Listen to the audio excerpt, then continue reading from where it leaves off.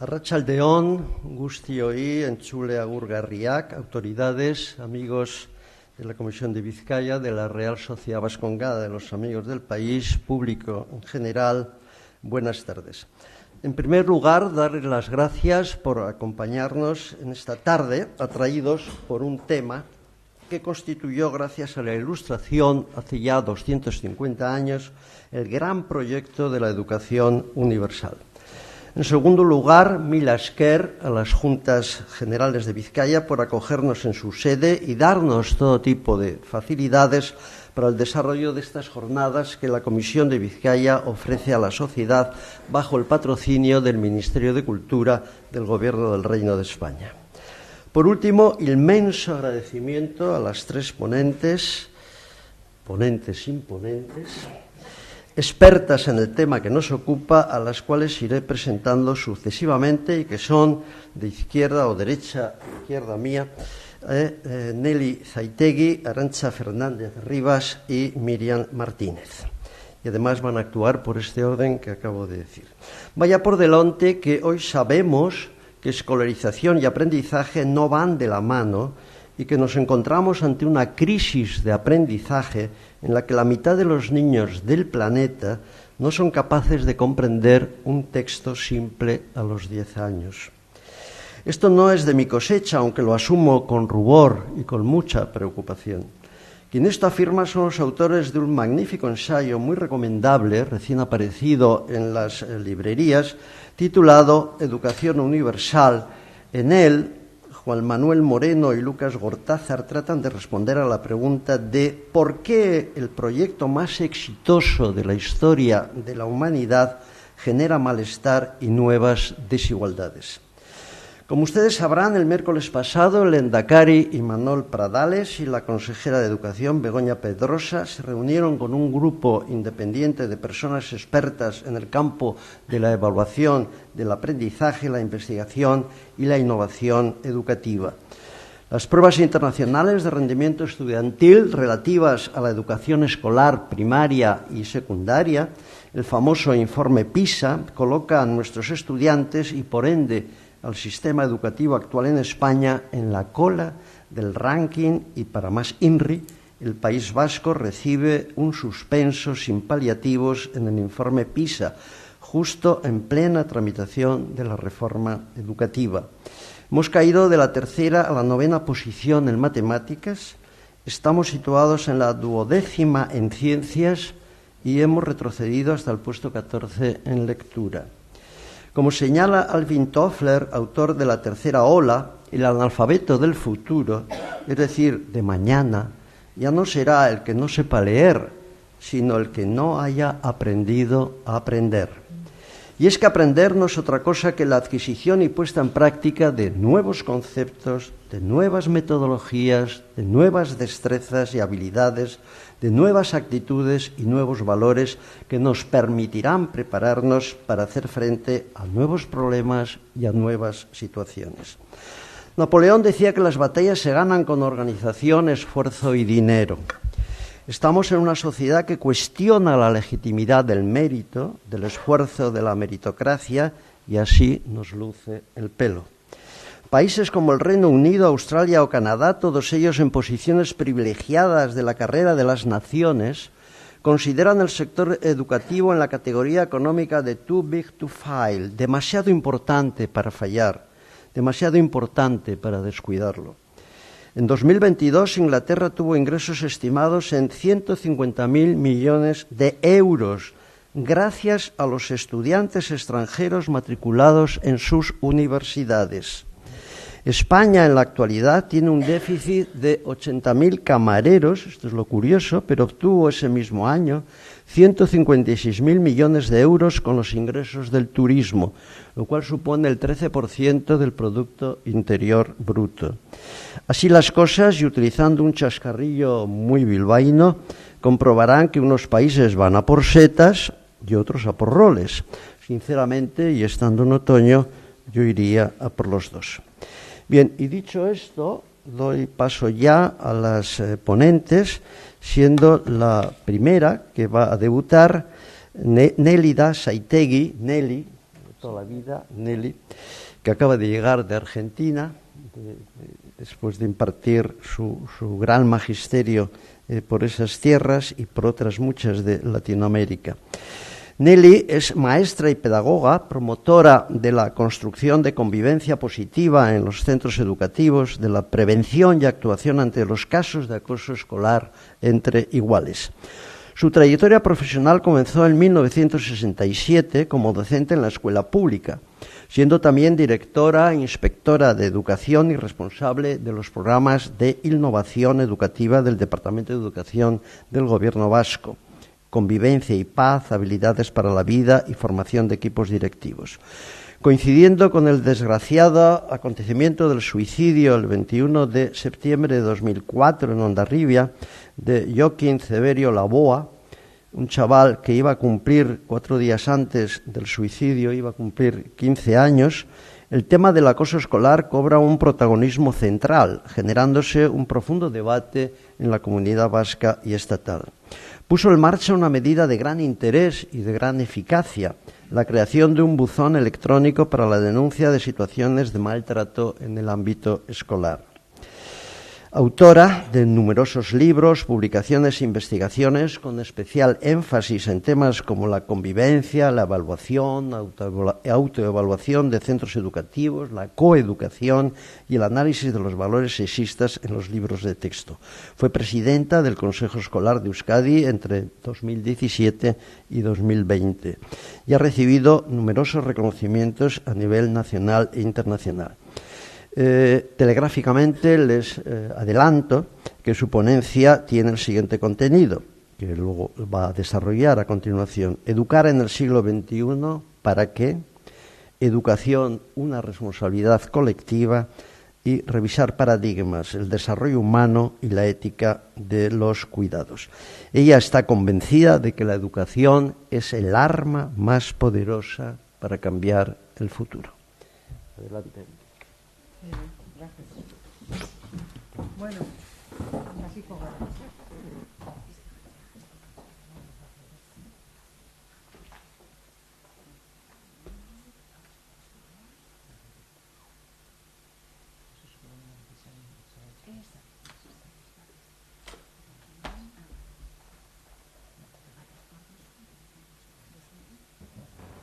Bueno, arratsaldeon. Lehengo eta behin eskerrik asko ona hurbiltzeagatik eta batez ere zuei halako ekitaldia antolatzeagatik. Hablar de educación es algo urgente y muy necesario en este momento. Por lo tanto, os agradezco, uno, que hayáis venido y dos, que hayáis tenido el valor, porque hay que tener valor, esto va a dar para mucho, de hablar de educación en estos momentos. Y hablar de educación en serio, sin frases hechas, sin tópicos, entrando al meollo de la cuestión. Yo insisto que tenemos que ser muy radicales, que hay que ir a las raíces de las cosas para poder encontrar cuál es el camino que tenemos que llegar para resolver esto. Bien, que vivimos momentos complejos, no voy a decirlo porque todos lo sabemos. Que vivimos en un momento en que pensamos de una manera muy débil, muy superficial, donde las frases hechas, los tópicos y las grandes frases son los que están apareciendo fundamentalmente en los debates, con muy poco pensamiento profundo, con muy pocos argumentos, que el que más grita parece que tiene más razón, que lo que aparece en los medios es lo que se convierte en elementos de las verdades, las mentiras oídas muchas veces se convierten en verdades. Entonces vivimos un momento sobre todo para mí, de pensamiento muy débil, de todo vale, de que quien lo diga, sin pasar por la criba de verdad qué está pasando y dónde estamos y qué cosas necesitamos para una buena vida, que de eso es de lo que tenemos que hablar. Bien, voy a ser rápida porque están detrás de mí dos personas interesantísimas, ambas y las dos, de las que en fin tengo muchas ganas de oírlas.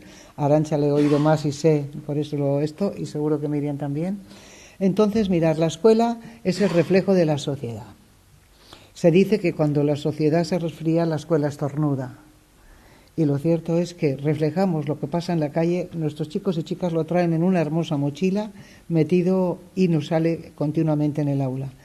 Temas como el acoso escolar, las conductas suicidas y autolíticas, de las que Arantxa nos va a hablar y sabe muchísimo, la pornografía, habéis leído, la generación porno, las violencias de todo tipo y abusos, las redes sociales, el uso de las pantallas y los problemas que todo eso trae, que no duermen, en fin, miles de cosas.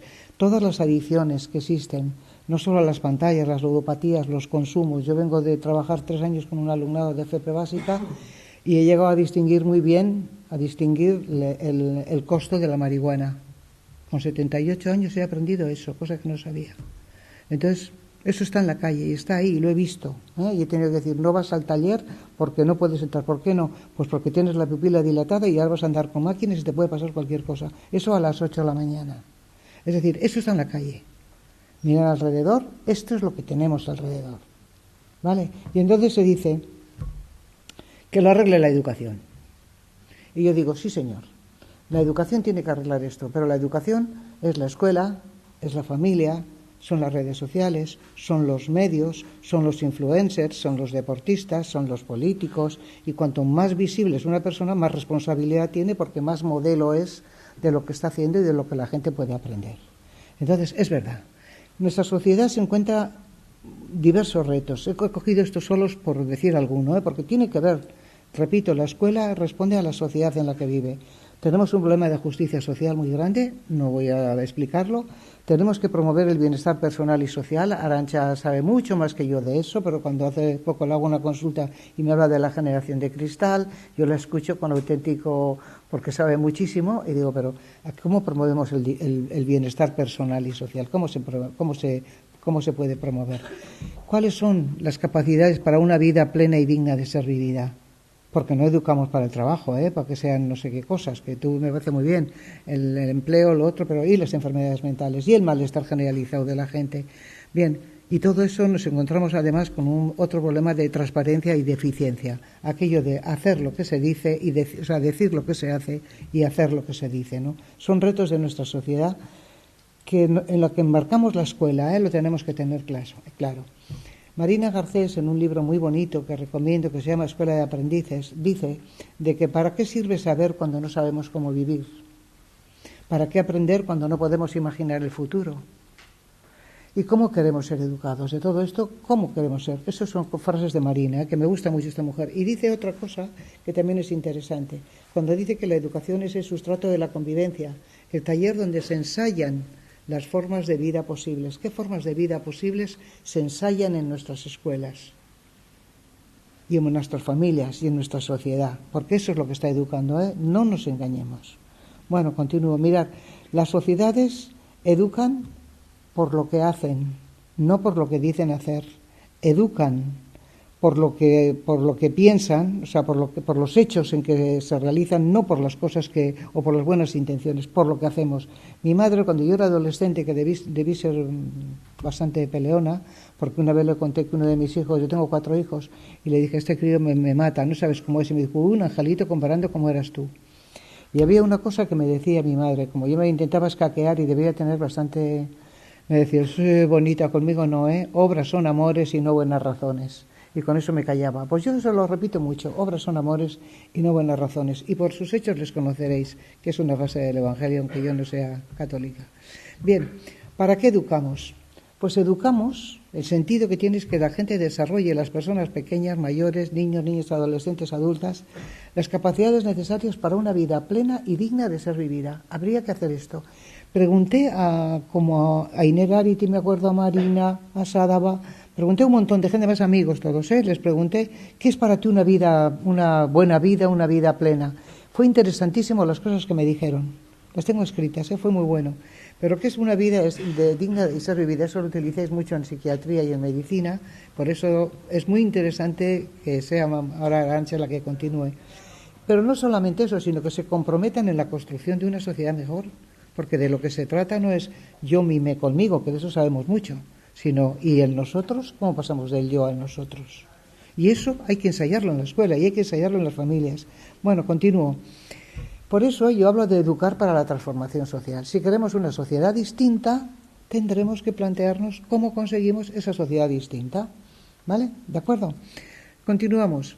Por eso, cuando hablamos de educación para la transformación social, hablamos de esto, de que necesitamos personas que sean conscientes, que miren alrededor y que se enteren de qué va esto. Porque mirar, eufemismos, Samantha, llamamos a las cosas por nombres que, en fin, que no tienen nada que ver con la realidad. Buscamos, en fin, ya discursos de todo tipo. Ya no me voy a meter con los negacionistas, sino con los que no lo somos, O sea, ahí. Y entonces te quedas diciendo, ¿eres consciente de en qué mundo vives? ¿Dónde están las injusticias? ¿Dónde están las situaciones terribles que están pasando a nuestro alrededor, a veces de una manera soterrada? Si queremos esas personas que sean conscientes, que encuentren soluciones diferentes, porque si hacemos lo mismo tendremos los mismos resultados, que sean creativas, que se comprometan, como decía el jesuita vecino mío de Porto, ¿no? Cuando hablaba de la necesidad de que los jóvenes fueran conscientes, que se hicieran cargo, que por una parte se hacen cargo de las situaciones, para crear una sociedad más justa, cuidadora, y esta palabra me parece importantísima, solidaria y sostenible. Bueno, continúo. ¿Pero qué nos pasa? Pues mira, me parece a mí, o sea, luego como espero que haya un debate rico y que nos podamos, Ricardo, darnos un poco así al final para que nos llevemos la contraria y aprendamos todos, pues entonces creo que es el momento de revisar nuestros paradigmas y nuestras creencias. ¿Qué tenemos en la cabeza? Mirad, para llegar aquí, a esa sociedad estupenda que tenemos, justa, solidaria, cuidadora, a esa sociedad en la que vivimos, ¿vale? Que alguien dijo, pues para esto no hacía falta alforjas. Pues sí, hemos tenido ahí alforjas que nos han traído aquí. Y son 3 paradigmas. Los paradigmas son las gafas con que leemos e interpretamos el mundo y lo ordenamos. Ordenamos el mundo en función de esa visión. Uno es el éxito. Hay que ser el primero de la clase, el más listo, el más guapo, el más alto y el más rubio. El éxito. Ese paradigma, con ese paradigma hemos ordenado el mundo y lo seguimos ordenando. Otro es el poder. El poder sobre uno mismo, sobre los demás, y otro es la acumulación, el tener cuanto más mejor, y el acumular, el tener. Entonces, esos 3 paradigmas, si leéis a Bernardo del Toro, un colombiano muy lúcido, habla de estos los 3 paradigmas con que hemos ordenado el mundo. Y dice, claro, aquí hemos llegado. Si en lugar de eso ordenásemos el mundo con otro nuevo paradigma, que es la ética del cuidado, que es un nuevo paradigma del que yo voy a hablar, posiblemente el mundo sería otro, si lo entendemos y lo ordenamos en función de ese paradigma, ¿no? Como decimos, ¿para qué educamos? Voy aquí. Educar para una vida plena y digna de ser vivida. ¿Qué implica eso? Que necesitamos personas, y lo pongo con las 6 Cs para que así sea más fácil recordarlo, personas cuidadoras, que saben cuidarse a sí mismas, que es importantísimo, que saben cuidar a las personas que tienen al lado, y que además cuidan también el entorno tanto social como natural. Personas críticas que saben de quién me puedo fiar, dónde recojo una información realmente fiable. ¿Es verdad todo lo que me cuentan? Yo con mis chavales les solía decir, todo lo que tú no pienses, alguien lo piensa por ti. Pero eso ¿por qué? ¿Qué interés tiene alguien en que te creas eso? ¿Dónde está? ¿Qué intereses hay detrás? ¿Dónde adquieres una información y cómo la pasas por el tamiz? Personas críticas, no nos podemos creer todo. Si yo me creyera las recetas que vienen en Internet, que a veces me río un poco, cuando tengo que hacer una limpieza así rara, miro en Internet, oye unas cosas, lo pruebo y digo, pero esto me engañifla, hasta que me doy cuenta que ya ni entro. Pero es verdad que nos cuentan cosas, ni contarte ya los argumentos de cualquier otra cosa mucho más seria. Pero personas curiosas, y los niños y niñas son muy curiosos cuando vienen a la escuela. Yo recuerdo que cuando era inspectora entraba en la escuela, en el aula de 3 años, me abrían el bolso, me sacaban todo, o sea, se comían los caramelos que tenía dentro, y cuando yo digo, estos críos, ya está, ya me lo habían liado. Mientras yo estaba hablando con la maestra o haciendo no sé qué. De aquella misma escuela iba pasando, llegaba a octavo y ni me miraban ni me decían buenos días. O sea, es decir, la curiosidad con que vienen los niños a la escuela no la pueden perder, tiene que ser todo lo contrario. La curiosidad es lo que les va a hacer el ansia de querer seguir sabiendo lo que tendréis muchas de las que estáis aquí, porque estáis aquí hasta ahora, pues porque tenéis ganas de saber y curiosidad, ¿no? Y personas creativas, buscar nuevas maneras de responder a las preguntas de siempre y a las nuevas. Personas que saben colaborar, que trabajan en equipo, pero personas que se comprometen con lo que pasa a su alrededor. También esta es mi obligación, nada me es ajeno, ¿no?, que se decía. Eso implica vivir valores como la justicia, la compasión, la solidaridad, la sostenibilidad y la ética del cuidado, que es un valor y del que quiero hablar, porque tiene mucho que ver con lo que vamos a oír después. Bien, hemos dicho que la ética del cuidado es una manera de entender y ordenar el mundo. ¿Y en qué consiste eso? Se centra en el bienestar. La OMS, cuando habla de salud y de bienestar, habla de salud física y mental, ¿no, Arantxa? Las cosas que yo he leído. En el bienestar de las personas, pero también en la responsabilidad que cada una de nosotras tenemos de cuidarnos, de cuidar a quienes nos rodean y de cuidar ese entorno social y natural. De ahí viene la sostenibilidad. Pero fijaros bien, ética del cuidado es entender y ordenar el mundo desde el cuidado y centrado en las personas. Para eso hay que educar. Si queremos una sociedad mejor, donde la gente esté bien, donde tengan unas vidas en condiciones, en fin, todas esas cosas que sabéis mejor que yo. Y entonces a mí me gusta hablar de cuidadanía. Ciudadanía por un lado y cuidadanía por otro. La cuidadanía es poner a la vida y los cuidados en el centro de todo lo que se hace, de la economía. ¿Os imagináis? Si estuviera en el centro de la economía, de la educación, de la cultura, pensar de todo lo que queráis. Lo que importa es la vida de las personas y los cuidados en el bienestar de las personas en el centro de todo eso. ¿Pero qué ocurre con esto? Pues que la escuela sola no puede. Mirad, yo conozco centros estupendos donde la gente hace cosas y se encuentra con que yo voy por acá y tengo la sociedad que viene en dirección contraria, las familias que van por acá. Entonces, estamos continuamente dándonos vuelta sin que podamos, no vamos en la misma dirección, con lo cual no avanzamos. Porque la educación necesita todas las voces y todas las manos. Esto no es un tema de la escuela solo. La escuela está 6 horas al día y es importantísima la educación de la escuela, cuidado. 6 horas al día, las otras 18, ¿dónde están? Y a quién le corresponde la educación, porque los chavales y chavalas y los adultos aprendemos siempre y en todo lugar, Aprendes cuando vas al cine, cuando estás jugando, cuando vas por la calle, en las redes aprenden muchísimo y no todo, en fin. ¿Perdona? Me he salido ahí, perdone la interrupción. He dicho, muy mal se aprende en las redes. Bueno, hay que fomentar. Bien, pero se aprende. El tema es que se puede aprender cosas buenas o no, pero sí que se aprenden. Bien, la educación pasa por todas las manos. Entonces necesitamos una sociedad que educa y a la escuela le toca lo que le toca. Y yo defenderé que a la escuela le tocan cosas muy importantes, pero ¿y a los demás? Lo que no podemos decir es que esto no es la escuela educa. Hay un problema de obesidad, dice que lo trabajan en la escuela. No, o sea, comer en el comedor de la escuela se aprende, pero se aprende fundamentalmente en la nevera de su casa, en lo que se come, lo que hay allí y todo lo demás.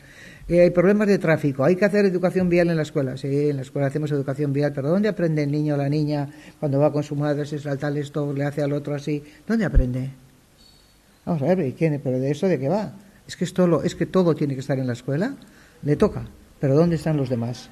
Bien, por eso entiendo que hay una sociedad que educa, o que tendría que educar, y que supone una interdependencia y una corresponsabilidad. Esto nos toca a todos, Todas las personas somos educadoras, los chicos y chicas nos miran, nos ven, nos observan, y desde luego educamos todas, siempre y en todo lugar, Educa el policía municipal, la cajera del supermercado, todo el mundo educa, son modelos sociales que vemos.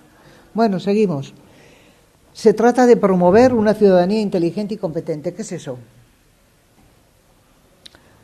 Había un filósofo alemán, bueno, es igual, no voy a meterme mucho con eso, pero que decía que la estupidez era lo peor, el problema más grande para las buenas personas. Es decir, gente buena, pero estúpida, como él decía, que no piensan en profundidad y que no sé qué, se decía que eran tremendamente peligrosos.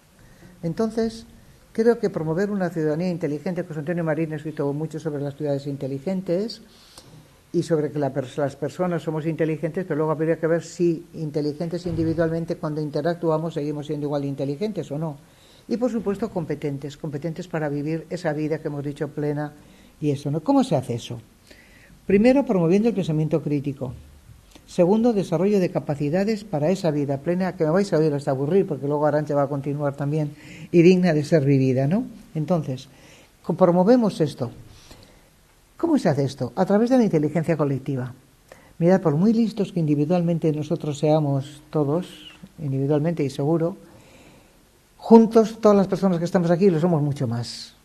Eso es la inteligencia colectiva, cuando somos capaces de colaborar y de ponerla a andar. Está el tema del pensamiento crítico, pero las soluciones sencillas a problemas complejos, ¿no habéis visto eso? Todo el mundo quiere ser, dice, si yo fuera el presidente del gobierno lo haría de maravilla. Mira, a esto haría esto.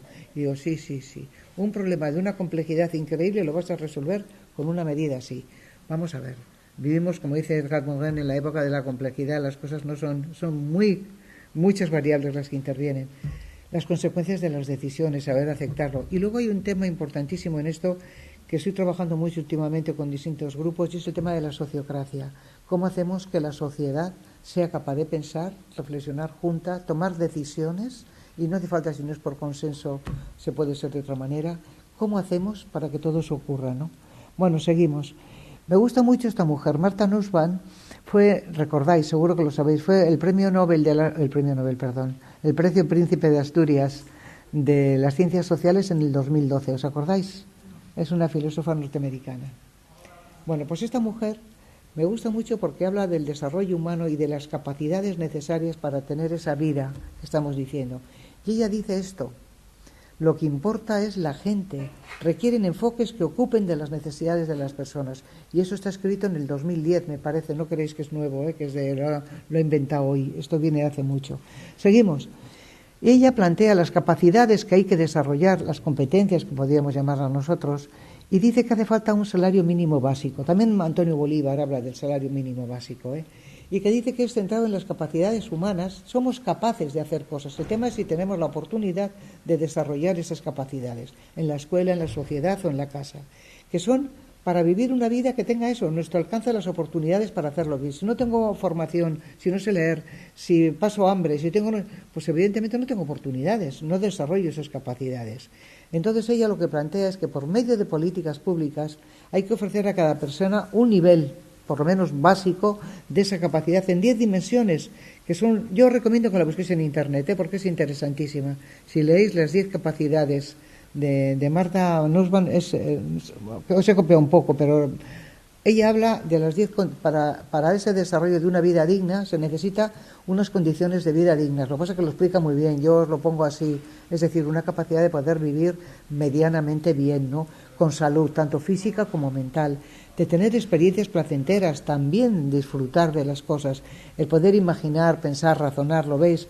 Tener vínculos con las personas que nos rodean. Todo eso de la socialización que en la escuela le damos tanta importancia, a tener relaciones, a tener conflictos para aprender a vivir, que son los conflictos nos ayudan a aprender cuando los gestionamos bien, Bueno, veis, ¿no? Una reflexión crítica sobre su propia vida. ¿Quién soy yo? ¿Qué hago aquí? ¿Qué pinto? ¿Qué quiero? Bueno, lo veis, ¿no? No las voy a leer todas, pero bueno, ahí las tenéis. Estas son las capacidades que hacen falta desarrollar para tener una vida plena. Habría que saber dónde y cuándo se desarrollan estas capacidades. Que alguien me lo cuente. Dentro del currículum escolar, dentro de la educación de las familias, dentro de los planes que hacen las diputaciones y los ayuntamientos, que Bilbao es una ciudad educadora, y Baracaldo también. Entonces, ¿cómo y de dónde se trabajan estas cosas? Bien, y voy terminando.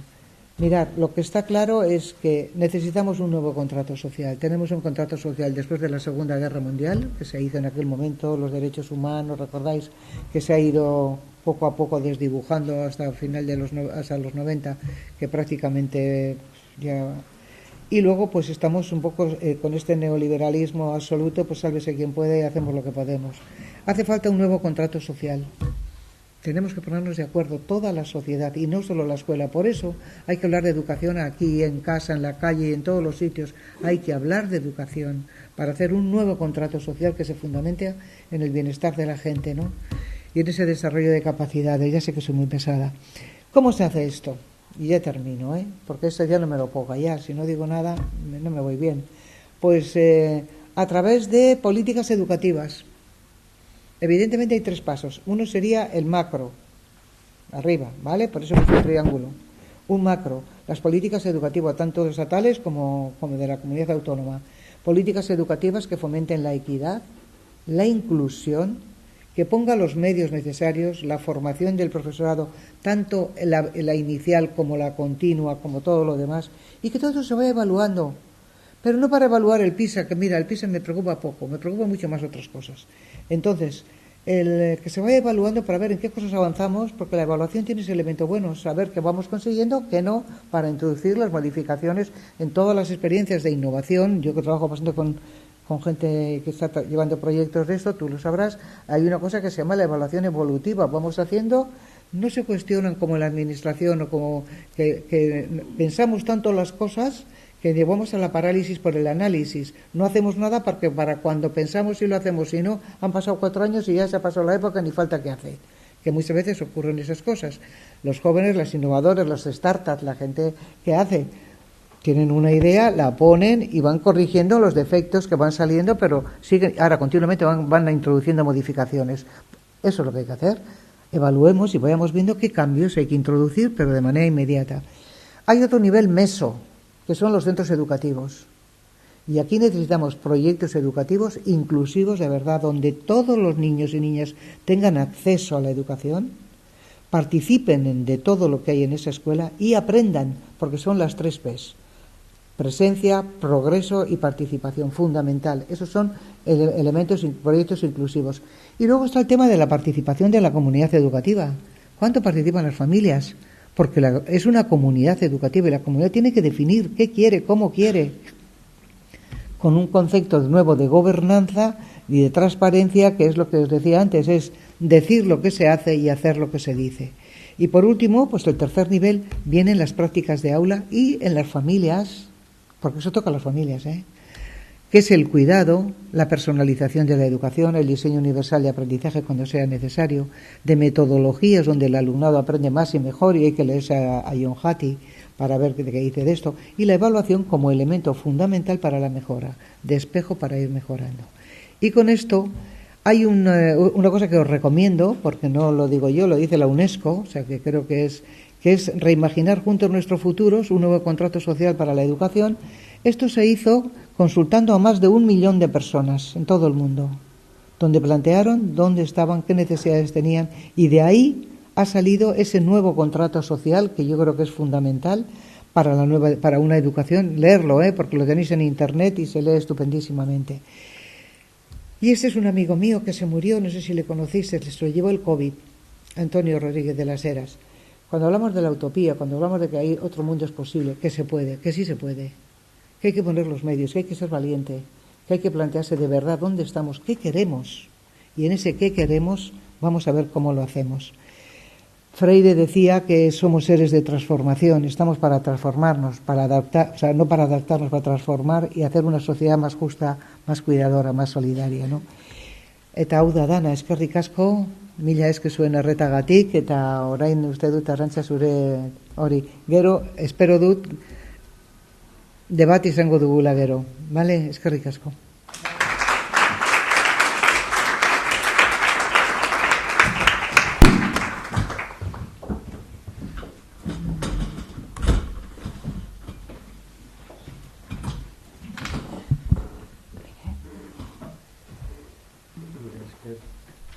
Mila esker, Nelly. Has lanzado muchas ideas que supongo que el público habrá recogido para luego enriquecer el debate. Voy a ir presentando a la siguiente ponente, que es la doctora, profesora Arantxa Fernández Rivas, que es la jefa de la sección psiquiátrica infantojuvenil y a su vez jefe de estudios de formación sanitaria especializada y profesora asociada del Departamento de Neurociencias de la Universidad Pública Vasca, Euskal Herriko Unibertsitatea, en el Hospital Universitario Basurto Osakidetza en Bilbao. Es responsable de salud mental del proyecto Resiliencia y Currículum Socioemocional para el Alumnado Adolescente en Vizcaya, doctora, por supuesto, en Medicina y Cirugía y vocal del Consejo Asesor de Salud Mental en Euskadi. En el abstract que ella me envió al respecto de lo que va a abordar como ponente en esta jornada, va a versar sobre la educación socioemocional, que es esa gran asignatura pendiente del sistema educativo español. Otros países europeos con economías no superiores a la nuestra parece ser que nos llevan años de desarrollo en esta enseñanza y con ello años de ayuda en la maduración socioemocional de su alumnado. Se sabe que la educación socioemocional ayuda al autoconocimiento y autogestión, a la conciencia social y a la gestión social, y que favorece la regulación emocional y las relaciones interpersonales saludables. Además, abre el camino del aprendizaje del resto de las materias. Para la enseñanza de la educación socioemocional o competencias transversales socioemocionales se requiere de la cooperación entre especialistas en salud mental de niños y adolescentes y los expertos profesionales del mundo educativo. Aunando fuerzas es como se podrá progresar en esta materia. Es, por tanto, el gran reto de la cooperación entre instituciones. Una experiencia en este sentido es el proyecto que se viene realizando en Vizcaya desde el año 2017, denominado, como he dicho al principio, Resiliencia y Currículum Socioemocional para el Alumnado Adolescente en Vizcaya. Y en base a ella y a los resultados obtenidos se aportarán, como van a comprobar ustedes, pruebas para un debate y reflexión. Muchísimas gracias, Arantxa. Como decía el poeta, tuya es la voz y la palabra. Gracias, muchas gracias, Ricardo. Buenas tardes a todos y lo primero agradecer a la Academia, aquí a la Real Sociedad, ¿no?, Vascongada de Amigos del País, esta invitación y, por supuesto, a todos ustedes, ¿no?, por estar aquí.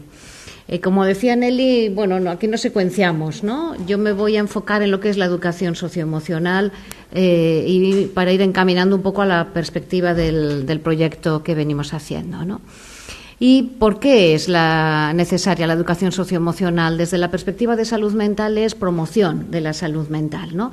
Creo que es importante que los profesionales de la salud no solo nos encarguemos ya de tratar a las personas cuando tienen algún padecimiento, en nuestro caso de salud mental, sino que también ayudemos al trabajo de la promoción de la salud, ¿no? Me gusta estas reflexiones que hace Harari porque yo creo que nos colocan muy rápidamente en ambiente, ¿no? Él en su libro de 21 lecciones para el siglo XXI va contando, ¿no?, y aquí estamos en el 2019, o sea que esto no es reciente, dice cosas como: a mediados del siglo XXI el cambio acelerado unido a una esperanza de vida más prolongada hará que este modo tradicional de enseñanza quede obsoleto. ¿Quién soy yo? Será una pregunta más urgente y más complicada de lo que nunca fue. Lo más importante de todo será la capacidad de habérselas con el cambio, de aprender nuevas cosas y de mantener el equilibrio mental en situaciones con las que no estemos familiarizados. Es probable que esto conlleve niveles altísimos de estrés porque el cambio casi siempre es estresante. Y para sobrevivir y prosperar en semejante mundo necesitaremos muchísima flexibilidad y grandes reservas de equilibrio emocional. Y después de que dijera esto Harari nos vino una pandemia y dijimos, pues tenía razón, ¿no? Estas son reflexiones de los más expertos europeos, ¿no?, liderado por Calmer Cefai, que es, o Paul Cooper. Estos son malteses, ¿no? Cuando decía Ricardo Franco que hay países europeos que no tienen rentas per cápita tan superiores a las nuestras, pues el ejemplo es Malta. Yo quiero que seamos todos malteses en educación socioemocional. Noruega, Inglaterra, todos esos también nos llevan ventaja, pero Malta son líderes, ¿no?, en esta educación. Y dicen, los jóvenes, para establecerse por sí mismos de modo autónomo como ciudadanos resilientes en un mundo de continuos cambios, estos jóvenes necesitarán tener competencias y recursos para poder conseguir sus metas, para resolver estos problemas de modo efectivo, para establecer relaciones sanas y para mantener su propio bienestar psicológico y social. También necesitan ser equipados con habilidades para ser flexibles en los cambios, creativos en la resolución de problemas y efectivos en la toma de decisiones, para así construir y mantener relaciones de apoyo, trabajar en colaboración con otros y movilizar sus recursos en tiempos de dificultad. Es exactamente lo que estabas hablando tú antes. Esto es. ¿Y qué ocurre? Que este abordaje educativo, que es la educación socioemocional, no solo va a beneficiar a cada uno de los individuos, sino que va a beneficiar a la sociedad en el conjunto, ¿no? Y para que nos situemos un poco también de datos, unos que son nuestros de salud mental, la prevalencia, o sea, la cantidad de adolescentes y niños que van a tener un trastorno mental a lo largo de la infancia y la adolescencia es un 20%. Y es una cifra muy alta. Pero todavía tenemos más responsabilidad, y es que de todas las personas adultas que tienen un trastorno mental, el inicio de ese trastorno mental, en la mitad de ellos, ocurrió antes de los 14 años. Y en el 74% ocurrió antes de los 18 años. Con lo que, por supuesto, que poner el foco en la infancia y la adolescencia, bueno, pues es no solo importante, sino que es una grandísima inversión, ¿no? En datos recientes publicados de la Unión Europea, nos dicen que 1 de cada 5 niños declara haber sido crecido infeliz y ansioso por el futuro debido al acoso y a los problemas con las tareas escolares y con la soledad. Y que el 24% de los profesores aquí, en nuestra Unión Europea, afirma que su trabajo afecta negativamente a su salud mental y el 22% que su trabajo afecta a su salud física. No se puede continuar así, ¿no? Es evidente que algo hay que hacer. Y, por lo tanto, fortalecer la resiliencia, por lo tanto, promover la salud mental en los adolescentes, también en los niños, nosotros nos hemos centrado en los adolescentes, va a ayudar a optimizar su proceso madurativo y, a la vez, les va a proveer de una mayor fortaleza para poder afrontar esas situaciones de adversidad y de sufrimiento emocional que les van a ocurrir, ¿no? Es mentira que van a vivir una vida sin ninguna dificultad, ¿no? Es necesario, además, ¿no? ¿Y esto dónde lo tendremos que trabajar? En la familia, por supuesto, en primer lugar, y en el centro escolar. Son como las dos grandes, pequeñas y grandes sociedades en las que viven nuestros niños. Vamos a ir hablando de algunos de los informes que son de la propia Comisión Europea. Estos son los informes NESET. Los dos los lidera Carmel Cefay, aquí estamos con los malteses, y este es uno de los informes en el que habla de un enfoque sistémico integral de la salud mental y el bienestar en las escuelas en la Unión Europea. Y dicen 13 recomendaciones. Una, que la promoción de la salud mental tiene que ser objetivo de aprendizaje clave y obligatorio en la educación del siglo XXI, que no se puede esperar más, ¿no? La promoción de la salud mental tiene que estar dentro del currículum, ¿no? Y que debe ser algo tan fundamental como hasta ahora hemos venido pensando en las otras competencias, ¿no? Hay que integrar la salud mental y el bienestar en los planes de estudio y en las pedagogías formales. Es muy importante, y aquí vamos a repetir mucho, el hacer sentirse la conexión, ¿no? El sentido de pertenencia. A la vez, el bajarnos a prácticas que sean culturalmente receptivas e inclusivas. Y también a ese modelado de las competencias sociales y emocionales que van a ir haciendo ahí en el aula, ¿no? Adaptar las medidas del éxito escolar para priorizar la salud mental y el bienestar como número 1 de éxito escolar, ¿no? Y hay que incluir a la salud mental y al bienestar como un indicador de la eficacia y del éxito de un centro escolar. No sacar una media de 17 en selectividad en el segundo de bachiller todo un centro escolar si no son felices profesores y alumnos, ¿no? El enfoque tiene que ser sistémico e integral en la escuela. Y hay que también destacar la relación y la conexión como fundamento de la promoción de la salud mental. El sentimiento de pertenencia y el sentimiento de conexión. La escuela es una mini sociedad, la familia es otra sociedad, la sociedad grande es otra sociedad, ¿no? Hay que fomentar relaciones respetuosas, solidarias, afectuosas, ¿no? Dentro de la escuela, y se irá trasladando al mundo de ese niño, ¿no? Un enfoque participativo que será ascendente, ¿no? En el que tengan que participar con voz representativa del alumnado y de todas las demás personas que participan en la comunidad escolar. Por supuesto, los profesores, los padres y todas las demás personas que participan.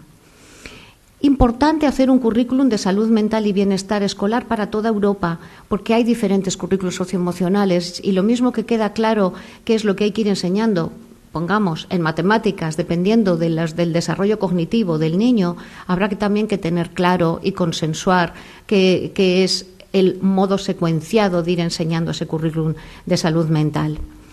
El apoyo intersectorial en el centro escolar a los estudiantes con necesidades de salud mental, ¿no? Muy importante que haya no solo que estén todos integrados en el aula, sino que haya intervenciones específicas a aquellos alumnos que estén en situaciones de riesgo o dificultades, ¿no? Esa colaboración del colegio con los de la salud y los de la salud mental. La atención estratégica a las necesidades de salud mental de los estudiantes vulnerables y marginados. Y los vulnerables y marginados no solo van a ser los que tienen bajo nivel económico, los migrantes, las minorías étnicas, los menores expuestos a la violencia y al abuso. Cuidado, aquí mencionan unos que nos solemos olvidar de ellos, y son aquellos alumnos que están estudiando en colegios muy competitivos. Nosotros atendemos a muchos estudiantes, muchos chicos y chicas que están en el gran estrés del rendimiento escolar y de la exigencia, ¿no? Estos también son estudiantes vulnerables. Les hemos colocado en esa vulnerabilidad, ¿no?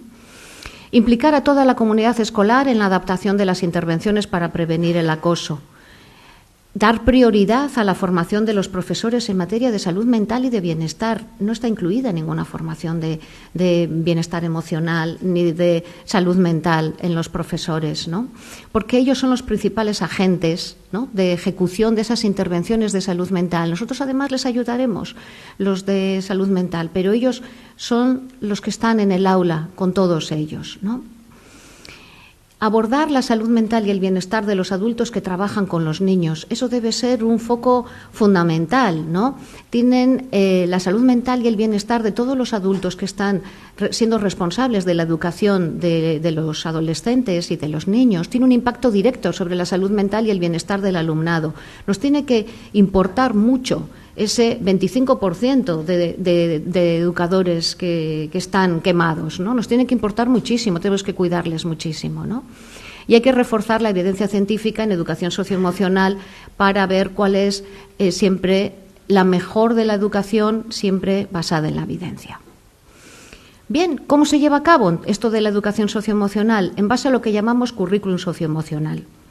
¿Qué es esto? Un proceso de adquisición de competencias básicas para reconocer y gestionar emociones, establecer y alcanzar objetivos positivos, apreciar las perspectivas de los demás, establecer y mantener relaciones positivas, tomar decisiones responsables y manejar las situaciones interpersonales de modo constructivo. Eso es lo que queremos que les enseñen de educación socioemocional en el centro escolar y también en las familias, ¿no? ¿Y qué condiciones tiene que tener una educación socioemocional efectiva? Y nos vamos otra vez a otro informe de los expertos europeos, otro informe NESET. Y nos dice que para que una educación socioemocional sea efectiva, lo primero, en el currículum, lo que vaya a ser ese currículum socioemocional, les tiene que enseñar estas 4 grandes competencias que antes adelantaba ya Ricardo. La primera, la autoconciencia, responderse a esa pregunta tan complicada como ¿quién soy yo y quién quiero ser caminando en mi vida, ¿no? La segunda, se tienen que ser capaces de ser diestros en la autogestión, en la regulación, en la motivación, en la regulación emocional. Después, tendremos que ser capaces de enseñarles todo lo que tiene que ver con empatía, con conciencia social para llegar a lo más complejo, que va a ser la gestión social, la influencia. Yo como ciudadano en este mundo, ¿cómo puedo aportar y ayudar a esta sociedad, ¿no? Bien. Además, tiene que tener un gran foco en el clima. El clima en el aula tiene que ir generando un clima positivo en toda ese aula y en la comunidad escolar. Las intervenciones, cuando más tempranas sean, van a ser más efectivas. Nosotros hemos empezado a trabajar en secundaria. Ojalá que podamos también empezar desde educación infantil. Además de lo que es las intervenciones de promoción de la salud mental generales, habrá que hacer también intervenciones específicas que puedan ir más dirigidas a aquel alumnado que vayan a estar en unas situaciones de mayor dificultad o con un riesgo, las de mayor adversidad, ¿no? Nos tiene que importar muy mucho conocer la voz de los alumnos y de las alumnas para que ellos tienen que participar activamente en todo este proceso, tanto en la planificación, en la evaluación, en la aplicación, es su educación, ¿no? Y nos tiene que importar mucho la educación, para la educación socioemocional, la competencia que va desarrollando los profesores y el propio bienestar de los profesores, ¿no? Debe incluir, por lo tanto, no solo la capacitación del profesorado en que aprendan nuevas técnicas para cómo ayudar al alumnado, sino que tiene que incidir en el bienestar del profesorado, en el bienestar emocional de todo el centro escolar.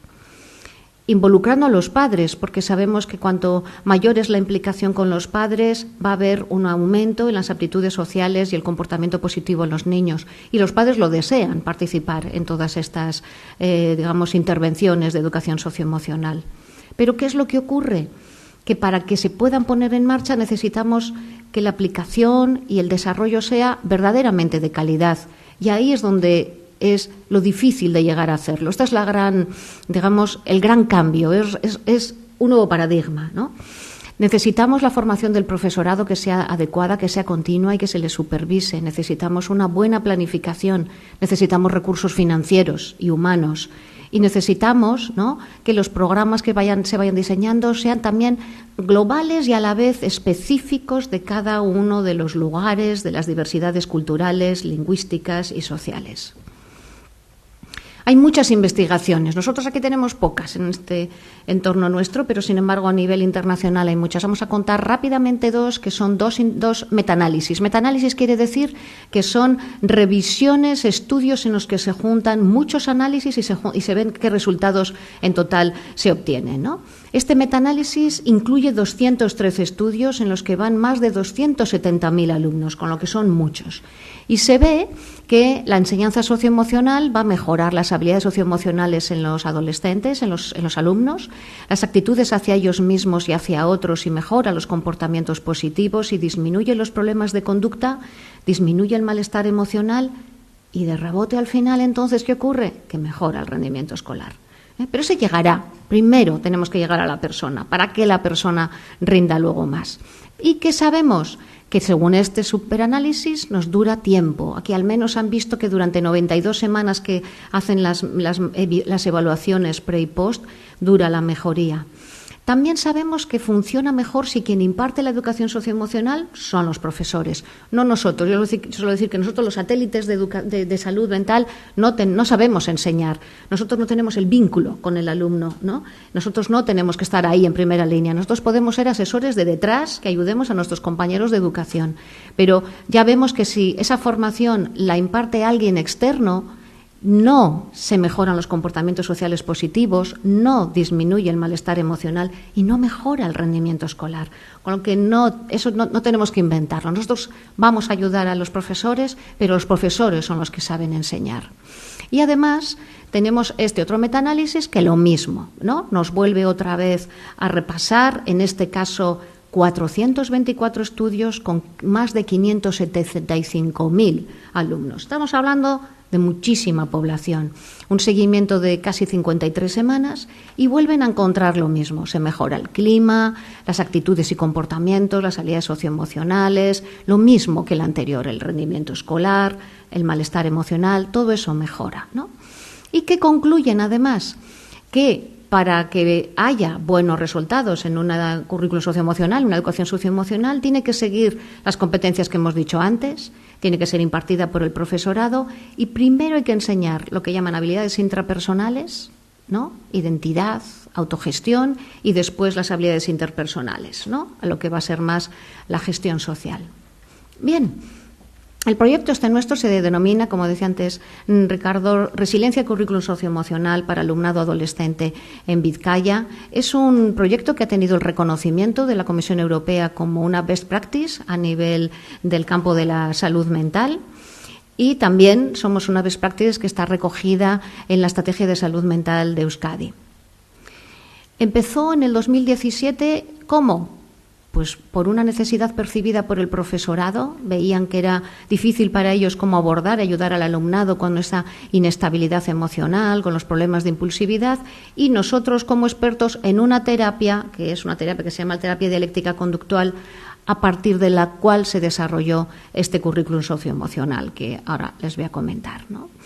El proyecto se lleva en 2 etapas. Primero, los profesionales de salud mental les enseñamos al profesorado esta enseñanza socioemocional. Es una formación teórico-práctica experiencial para el profesorado, son 33 horas, y después el profesorado está en el aula, lo va enseñando y nosotros les supervisamos en las dificultades que puedan tener. Se llama entrenamiento en habilidades para la resolución de problemas emocionales y es un currículum universal, no es una psicoterapia. Parte de un componente de una terapia, que es la terapia dialéctica conductual, que es una terapia que es la que tiene la mayor evidencia científica para el tratamiento de los adolescentes con problemas de regulación emocional y es la que tiene mayor evidencia científica para el comportamiento suicida en los adolescentes. Entonces, uno de sus componentes, que es el grupo de entrenamiento en habilidades, es del que se desarrolla este currículum socioemocional. Se lleva a cabo, ahora vamos a hablar de qué se les enseña, pero lo enseña el profesorado en el aula, en el grupo de sus alumnos, es una formación con todo el alumnado.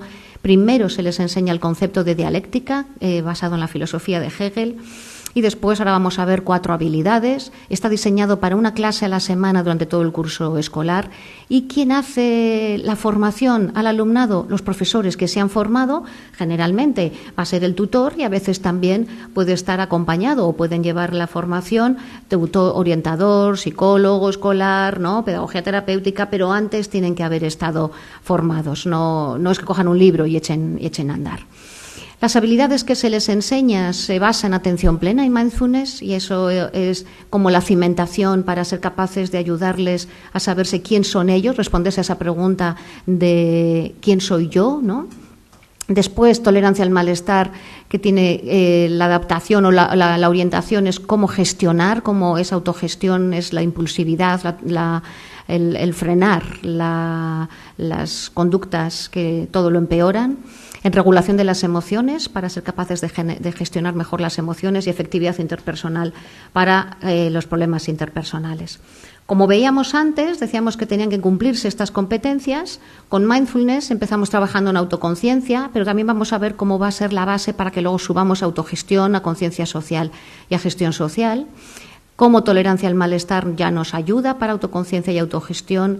Regulación de las emociones, ya llega a trabajar también la empatía y la conciencia social, y efectividad interpersonal, que es la última, ya nos lleva también a la gestión social. Con lo que primero empezamos trabajando las habilidades intrapersonales y después las interpersonales, como se recomiendan los expertos.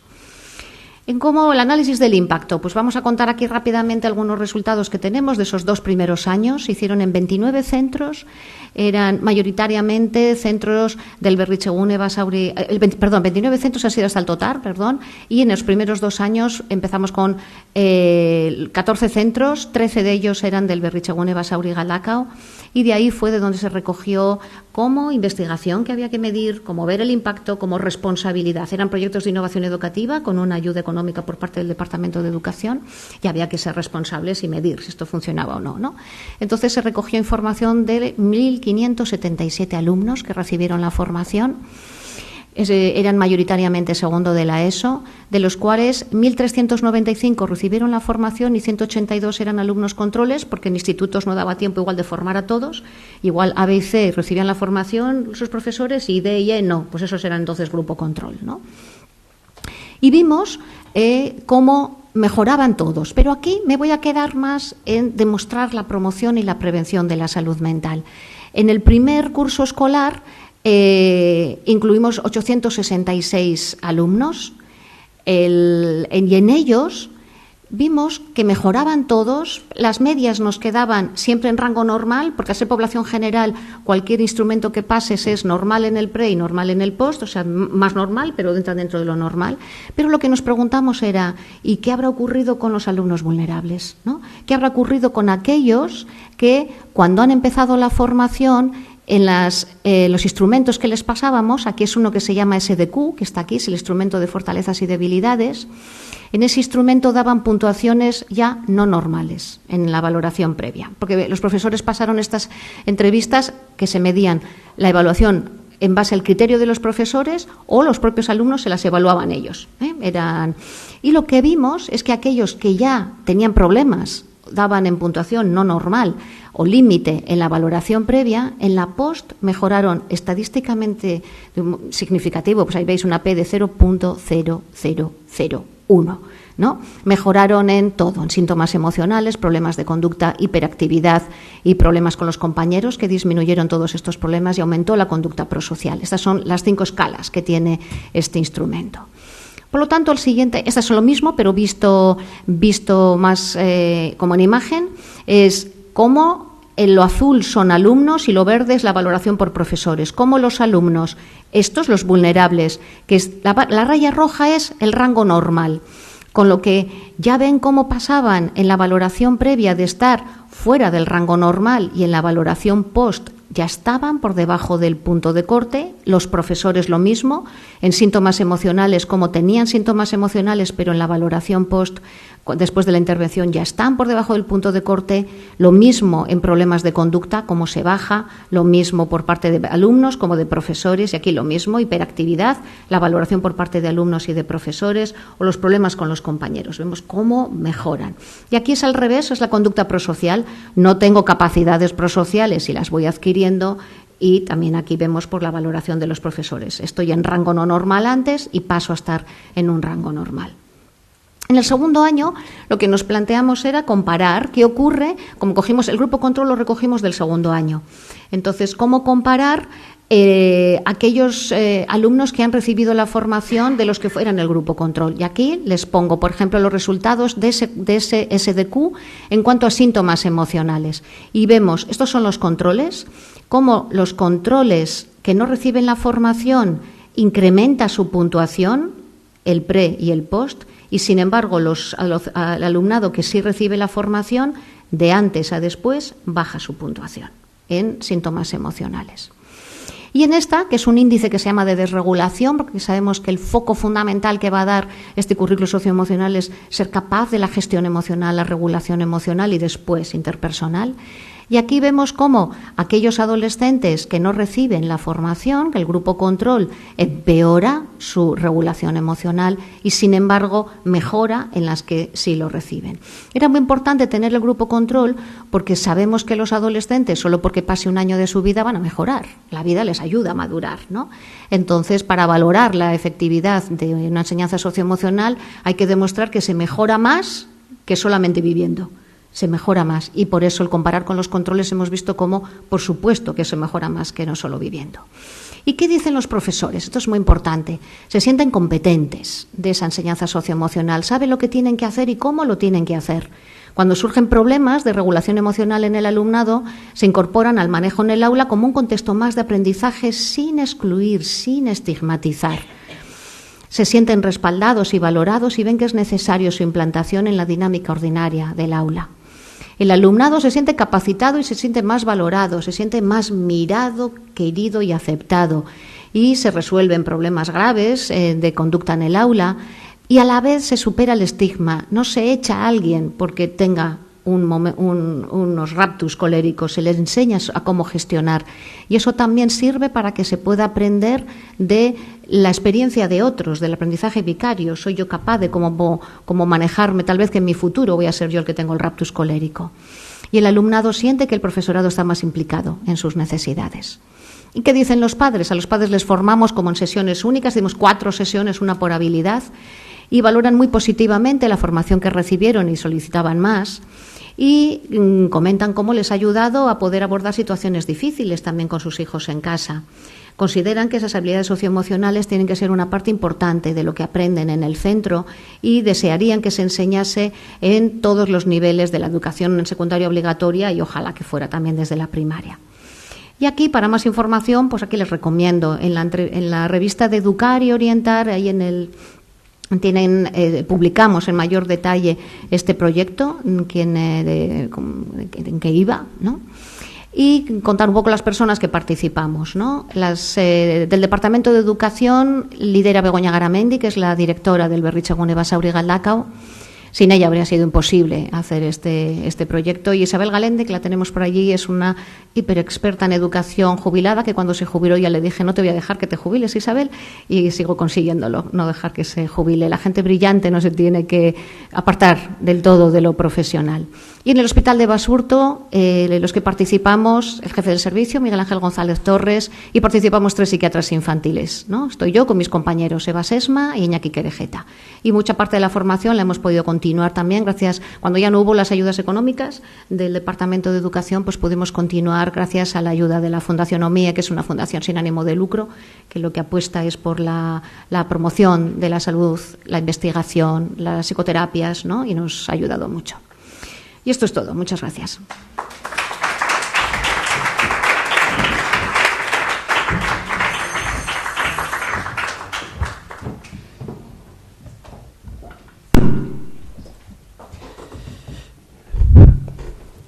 Da gusto oír estas cosas y sobre todo porque nuestras ponentes se han adaptado o ajustado al tiempo que se les ha concedido para que luego tengamos oportunidad de un rico coloquio. Muchísimas gracias, Arantxa, por esta exposición, sobre todo por la dimensión práctica y sobre todo por los resultados que se están obteniendo con vuestro proyecto, que ha tenido el respaldo de la Comunidad Económica Europea. Bien, y estamos ya replegando velas y le toca su turno a Miriam Martínez Izaguirre. Miriam es diplomada en Educación Infantil por la Universidad del País Vasco y doctora en Pedagogía con mención internacional por la Universidad de Deusto, en el área en concreto de innovación educativa. Es máster en neuropsicología de las altas capacidades intelectuales y experta en el desarrollo de la inteligencia, capacidad superior y neuropsicología. También es profesora de violín, un título adquirido en el Conservatorio Superior de Música Juan Crisóstomo de Arriaga, y desde 2008 trabaja como docente investigadora en la Universidad de Deusto. Y en la actualidad dirige la unidad de apoyo al desarrollo de altas capacidades intelectuales, colaborando con el Departamento de Educación en el desarrollo del protocolo orientado a la atención educativa al alumnado que presenta este perfil. Haciendo un telegrama, como con las anteriores intervenciones respecto a su ponencia, ella va a abordar la siguiente temática: detección y promoción del talento para una educación inclusiva y de calidad. Y tratará de responder a las siguientes cuestiones: ¿por qué es importante detectar y cultivar el talento presente en el aula? ¿Por qué ha permanecido el alumnado con altas capacidades intelectuales invisible en las aulas hasta la actualidad? Y cómo promover el desarrollo del alumnado con altas capacidades y la expresión de su potencial individual. Muchísimas gracias por haberte prestado a colaborar en estas jornadas de la Real Sociedad Vascongada de los Amigos del País. Muchísimas gracias. Para mí es un placer poder participar en esta sesión de hoy y además poder compartir mesa tanto con Arantxa como con Nelly. Es un placer verdaderamente. Bueno, pues ante este tema que estamos abordando, que son los retos que tiene la educación en la actualidad, ¿no? Y cuántos elementos de mejora tiene, sobre todo para garantizar un elemento que es básico, ¿no? Y que es el objetivo principal de la educación, que es el pleno desarrollo de las personas, ¿no? Para garantizarles un bienestar, como comentaban, emocional, una inclusión social en el contexto en el que se sitúan y, sobre todo, contribuir, ¿no?, a transformar la sociedad en la que viven. Pues bueno, pues tenemos que buscar de alguna manera sistemas educativos excelentes. En este sentido, retomaba el día pasado pues un documento que a mí me resulta interesante y que trabajo en el aula con mis estudiantes, y es un informe que realizó el Liceu Ivey, que se centraba en la búsqueda de la excelencia educativa, ¿no? Y dentro de esa búsqueda y un análisis comparativo, ¿no?, de diferentes sistemas educativos y cuáles son sus características fundamentales para garantizar el éxito, de alguna manera me resonaba muchísimo ideas básicas que se presentaban en esa introducción, ¿no? Y, en primer lugar, que, por supuesto, la educación, cualquier actividad educativa que desarrollamos, ¿no?, en los centros escolares, tiene por objetivo garantizar, ¿no?, esa excelencia. Siempre tenemos que buscar lo mejor, ¿no?, de cada uno de nuestros estudiantes en las aulas, aportarles todo lo que podamos. Y, en ese sentido, hay un elemento, pues me parece que muy revelador, y es que nos plantean que la excelencia es una consecuencia inmediata del respeto a la diversidad. La excelencia va a hacer acto de presencia cuando seamos conscientes de que en las aulas tenemos personas diversas, con diferentes ritmos de aprendizaje, con capacidades diferentes, con áreas de interés muy diversas, y que de alguna manera encuentran en el espacio educativo, en los centros educativos, opción para desarrollarse plenamente. Y teniendo en cuenta una cuestión, y es que nuestros estudiantes en un aula, por el hecho de compartir la fecha de nacimiento, el año de nacimiento, no tienen características comunes. Hay diversidad entre ellos, en intereses, en capacidades, en muchos aspectos, en cuestiones de contexto familiar, contexto cultural, muchísimas. Y entonces la excelencia pasa por pensar que tenemos que personalizar la educación. Tenemos que dar respuesta a las necesidades del alumnado. En ese sentido, me sitúo ya de alguna manera en el alumnado con altas capacidades intelectuales. Un alumnado que, como decía Ricardo previamente, ha sido invisible dentro del sistema educativo. Alumnado con altas capacidades lo ha habido siempre dentro de las aulas. Sin embargo, nunca hemos reconocido dónde estaban, pensando que quizás, ¿no?, las personas que tienen altas capacidades intelectuales de por sí tienen ya unas características que les va a dotar de los recursos suficientes para tener éxito, pero del amplio espectro, ¿eh? O sea, por una parte en lo que tiene que ver con el rendimiento académico y también en lo que decimos que tiene que ver con su desarrollo emocional y su bienestar. La realidad es que esto no es así. Gracias a Dios, en los últimos 20 años ha habido de alguna manera una evolución muy importante en la investigación en relación a las altas capacidades intelectuales.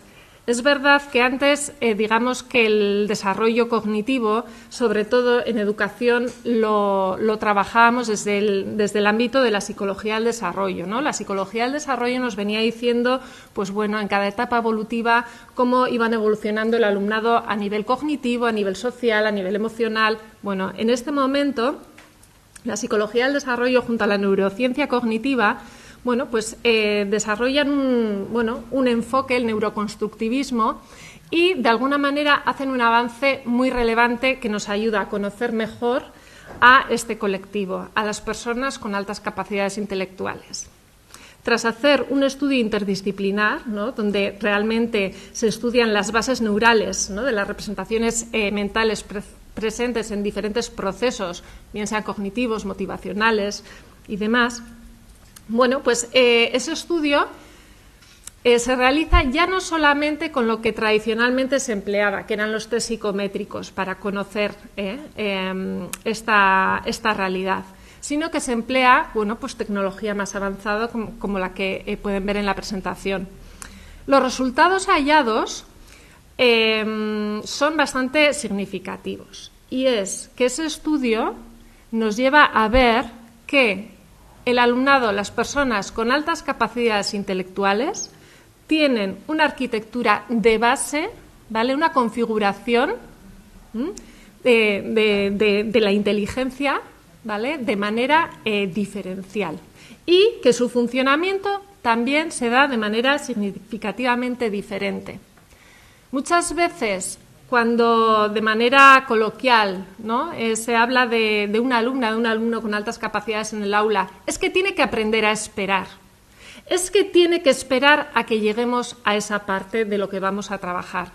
Bueno, pues todo eso tiene que ver con precisamente cómo funcionan.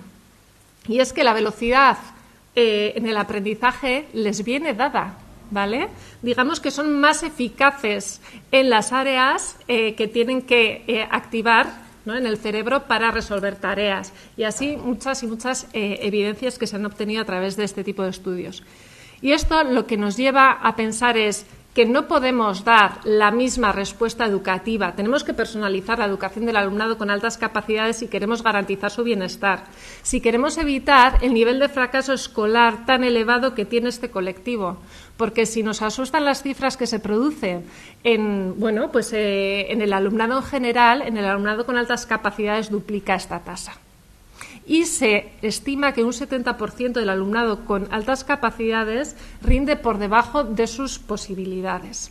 Es decir, que frente a una capacidad que se sitúa en este nivel, los logros que adquiere son bastante más inferiores a sus posibilidades. Y no olvidemos una cosa, que realmente estamos queriendo transformar la sociedad, y la sociedad las transforma los ciudadanos y el talento y el potencial que se encuentra presente en esa sociedad. si no cultivamos el talento que tenemos en nuestra sociedad, difícil es que la mejoremos y que avancemos en ella. Analizada esta realidad, nos encontramos con que las personas con altas capacidades intelectuales capturan la realidad de manera diferente. Piensan, comprenden, interpretan aquello que tienen a su alrededor de manera diferente, tanto cuantitativa como cualitativamente. No solamente se refiere al volumen de información que pueden manejar y procesar, sino a cómo lo realizan, que muchas veces desarrollan pensamientos arborescentes, pensamientos divergentes que permiten integraciones creativas de diferentes elementos. Ante todo eso, ¿qué sucede? Pues que cuando una persona que tiene altas capacidades no sabe que tiene altas capacidades y no recibe respuesta a esas necesidades, a veces vive emocionalmente situaciones muy complejas. Vemos ahí a una persona con alta capacidad, ¿no? Con la metáfora de que es una cebra. Esta metáfora la utiliza Siot Fashin. Muy interesante su publicación, de Demasiado inteligente para ser feliz, ¿no? Un poco hablando también de la gestión emocional. Claro, aparentemente, visualmente, nosotros vemos los caballos, vemos la cebra y decimos, bueno, pues así en esencia como que comparten, ¿no?, características bastante similares, y así en apariencia, bueno, los caballos también pueden tener la piel de diferentes colores, diferentes manchas, y podemos, ¿no?, hacer pensar que también. Pero la realidad es que la naturaleza es diferente, las necesidades son diferentes y el funcionamiento es diferente. Y esta vivencia la tienen día a día muchos escolares en los centros educativos, sin saber por qué se sienten diferentes y sin saber por qué a veces tienen la sensación de que no encajan en el aula, en su aprendizaje, y tampoco a veces incluso con compañeros. El avance que hemos visto nos lleva también a una revolución, ¿no?, a un cambio de paradigma. Es verdad que, como de alguna manera en relación a las altas capacidades intelectuales ha sido escasa la investigación durante alrededor de un siglo, es verdad que en el siglo XIX comenzaron a estudiar, ¿no?, la alta capacidad, pero bueno, ahí se quedó un poco estancada. Hubo inicialmente una visión monolítica de la alta capacidad, centrada en el CI, ¿no? Una persona tiene alta capacidad porque tiene un CI elevado de 130 o superior, ¿no? Entonces, nace con alta capacidad, muere con alta capacidad, y entonces ese CI le aporta éxito de por vida. Bueno, la evidencia es clara. Muchas personas con altas capacidades no desarrollan ni expresan su potencial y, por tanto, el talento que no se emplea pues queda ahí diluido, ¿no? Y precisamente con toda esa frustración que muchas veces llevan las personas que realmente no se sienten realizadas. Entonces, en este momento tenemos en cuenta que más allá de la medición que nos ofrece un test psicométrico, donde nos habla de recursos intelectuales, que, ojo, los test de inteligencia no dicen lo que es la inteligencia. Nos hemos creído que somos demasiado, ¿no? No sé cómo definirlo. Claro, la inteligencia la conocemos plenamente. Los test de inteligencia miden una parte, no lo miden todo. Y lo que estamos observando precisamente con las últimas investigaciones es que más allá de un CI hay una serie de características que van vinculadas a las altas capacidades, que hay otras dimensiones que hay que tener en cuenta y sobre todo tener presentes de cara a la intervención. Un poco por situar, ¿no?, nos encontramos con que en este momento las altas capacidades se entienden como un proceso de desarrollo, no es algo estático, ¿no?, como decíamos, sino que se ve pues de alguna manera involucrado en un proceso de desarrollo. Inicialmente tenemos un potencial, es como, digamos que podemos tener un recipiente, ¿no? Pues en general el alumnado tiene el recipiente de un tamaño X. El alumnado con alta capacidad tiene un recipiente mayor, ¿vale? Pero claro, por el hecho de tener el recipiente, eso no está hecho. Necesita un proceso de desarrollo, necesitamos ir llenándolo. Y ojo, cuando el recipiente es mayor esfuerzo, mayor dedicación, perseverancia para ir llenándolo, ¿no? Es verdad que, progresivamente, si se trabaja y hay un cultivo deliberado, pues posiblemente podamos llegar a logros de alto nivel eminencia, pero no siempre tiene por qué ser así. Ahí tenemos un tutum revolutum de lo que podrían ser las altas capacidades. Y entonces ahí incluyo dos elementos importantes. Decimos que tiene que haber una configuración, una arquitectura cerebral de base, ¿no?, que viene derivada de un componente genético, pero eso no es todo.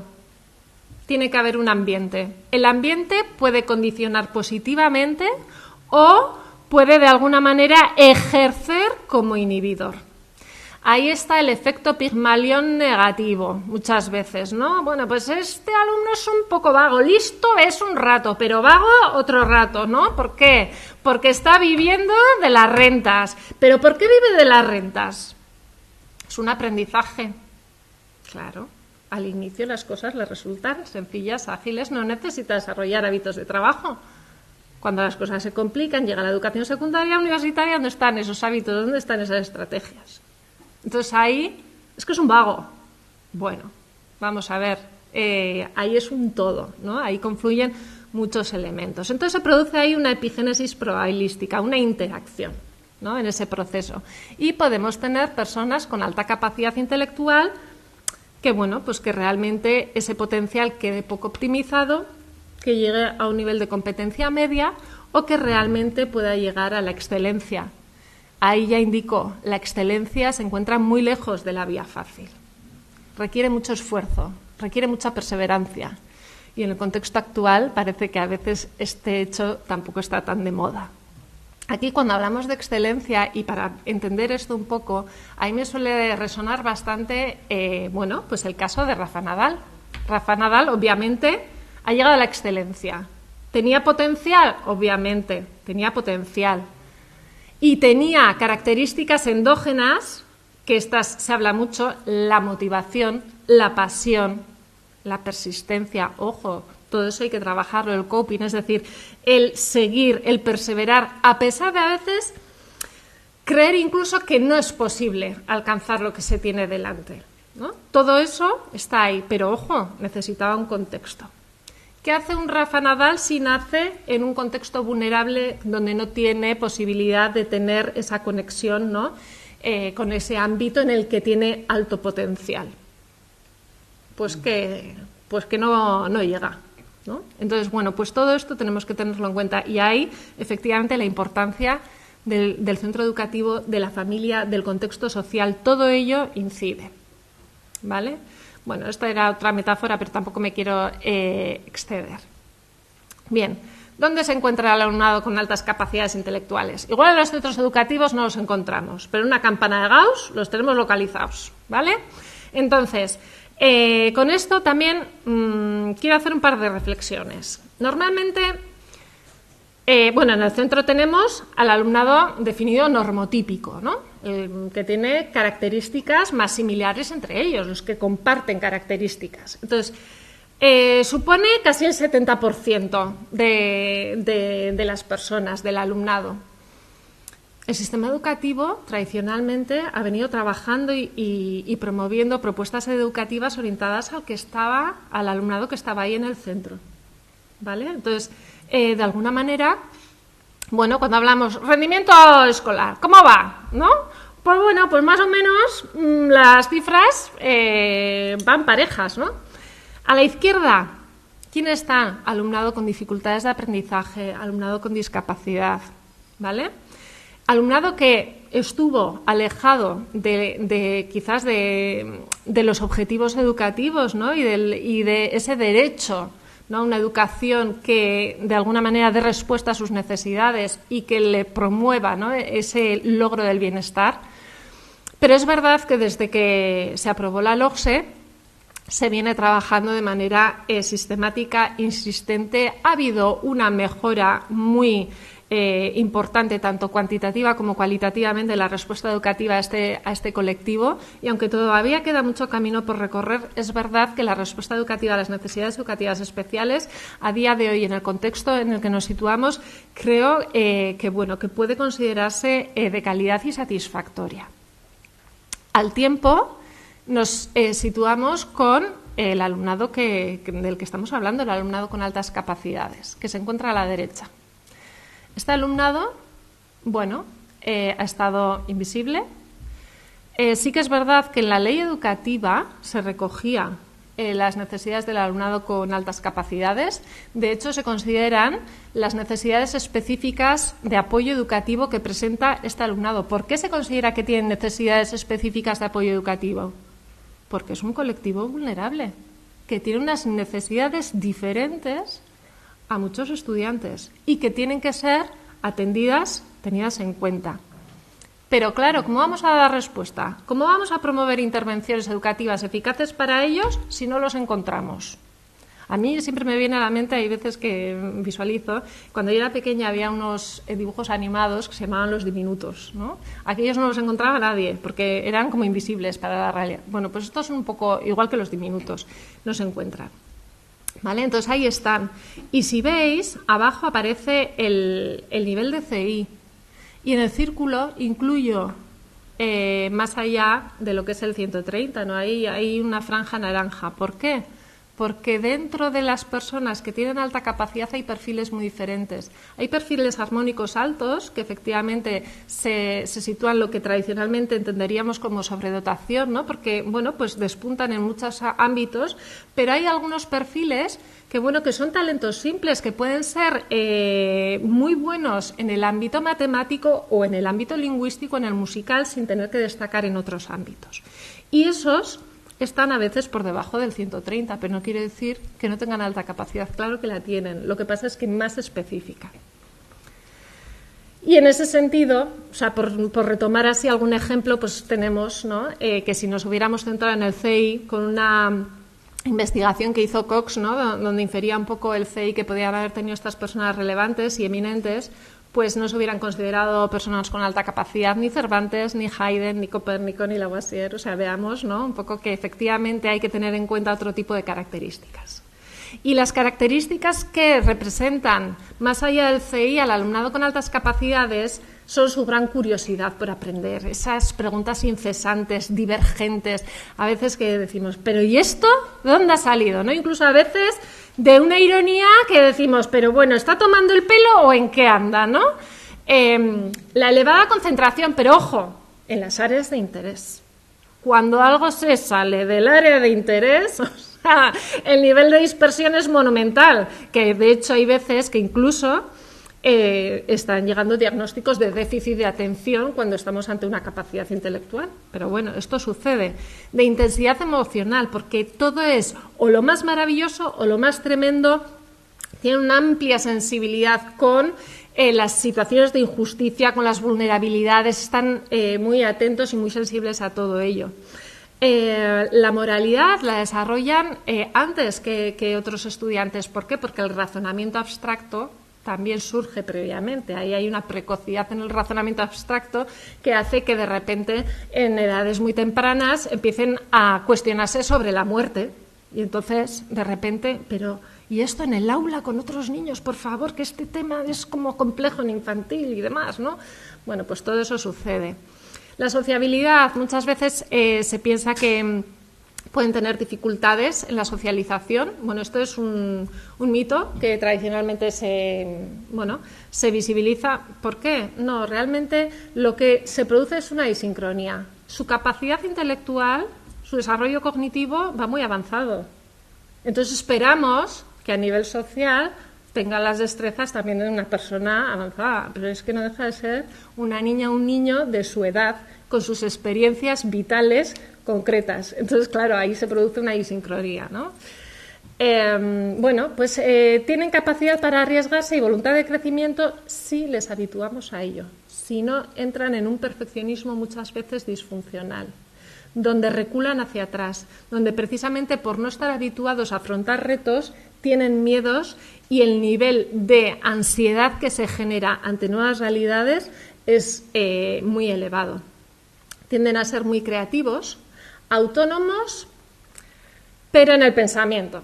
O sea, lo que podríamos llegar a decir cabezotas, ¿no? O sea, de pensamiento muy concreto y tienen las ideas muy claras. Entonces, claro, se dice, ¿a veces son líderes? Hombre, si son capaces de esa idea tan clara, de hacer convencer a los demás, porque si no, vamos, o sea, son el disruptivo que pulula por ahí, ¿no? Y en cuanto al autoconcepto y la autoestima, pues en muchos casos se encuentra en bajos niveles, precisamente por el desconocimiento. Necesitan autoconocerse, necesitan conocer cuál es su realidad, conocer sus fortalezas, sus debilidades. Y ante todo son muy diversos, porque hay perfiles muy diferentes, incluso dobles excepcionalidades donde cohabita una alta capacidad con, por ejemplo, el síndrome de Asperger o con un TDAH.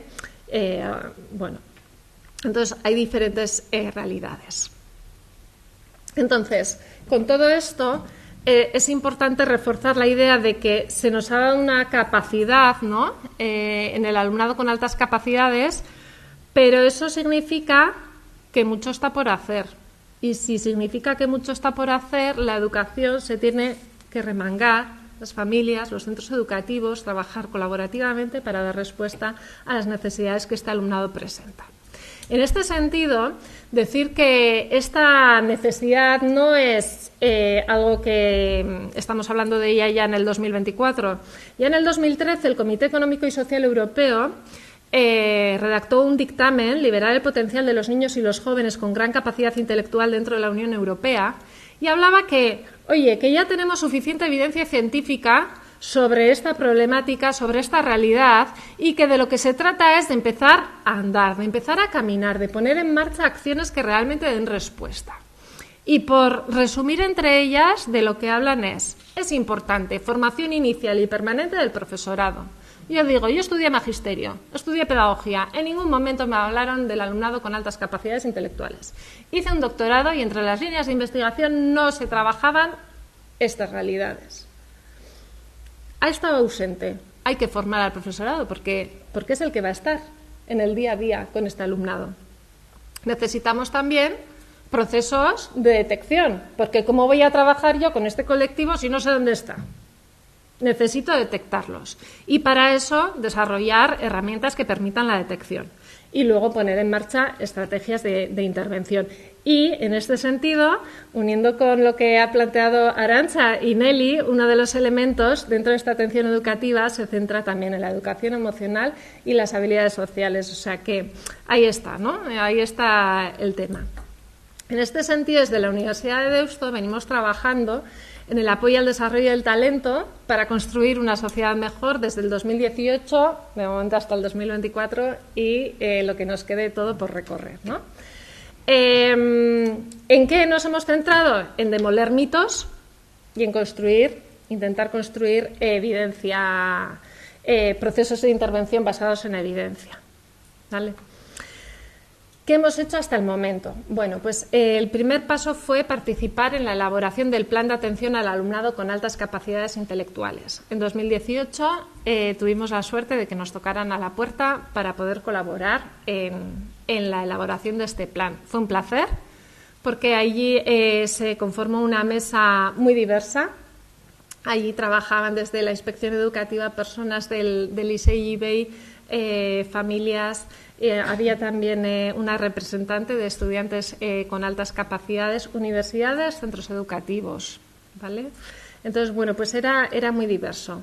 Y ahí se configuró un escenario que ayuda a echar a andar y que establecía como pautas y pasos para que eso se pusiera en marcha.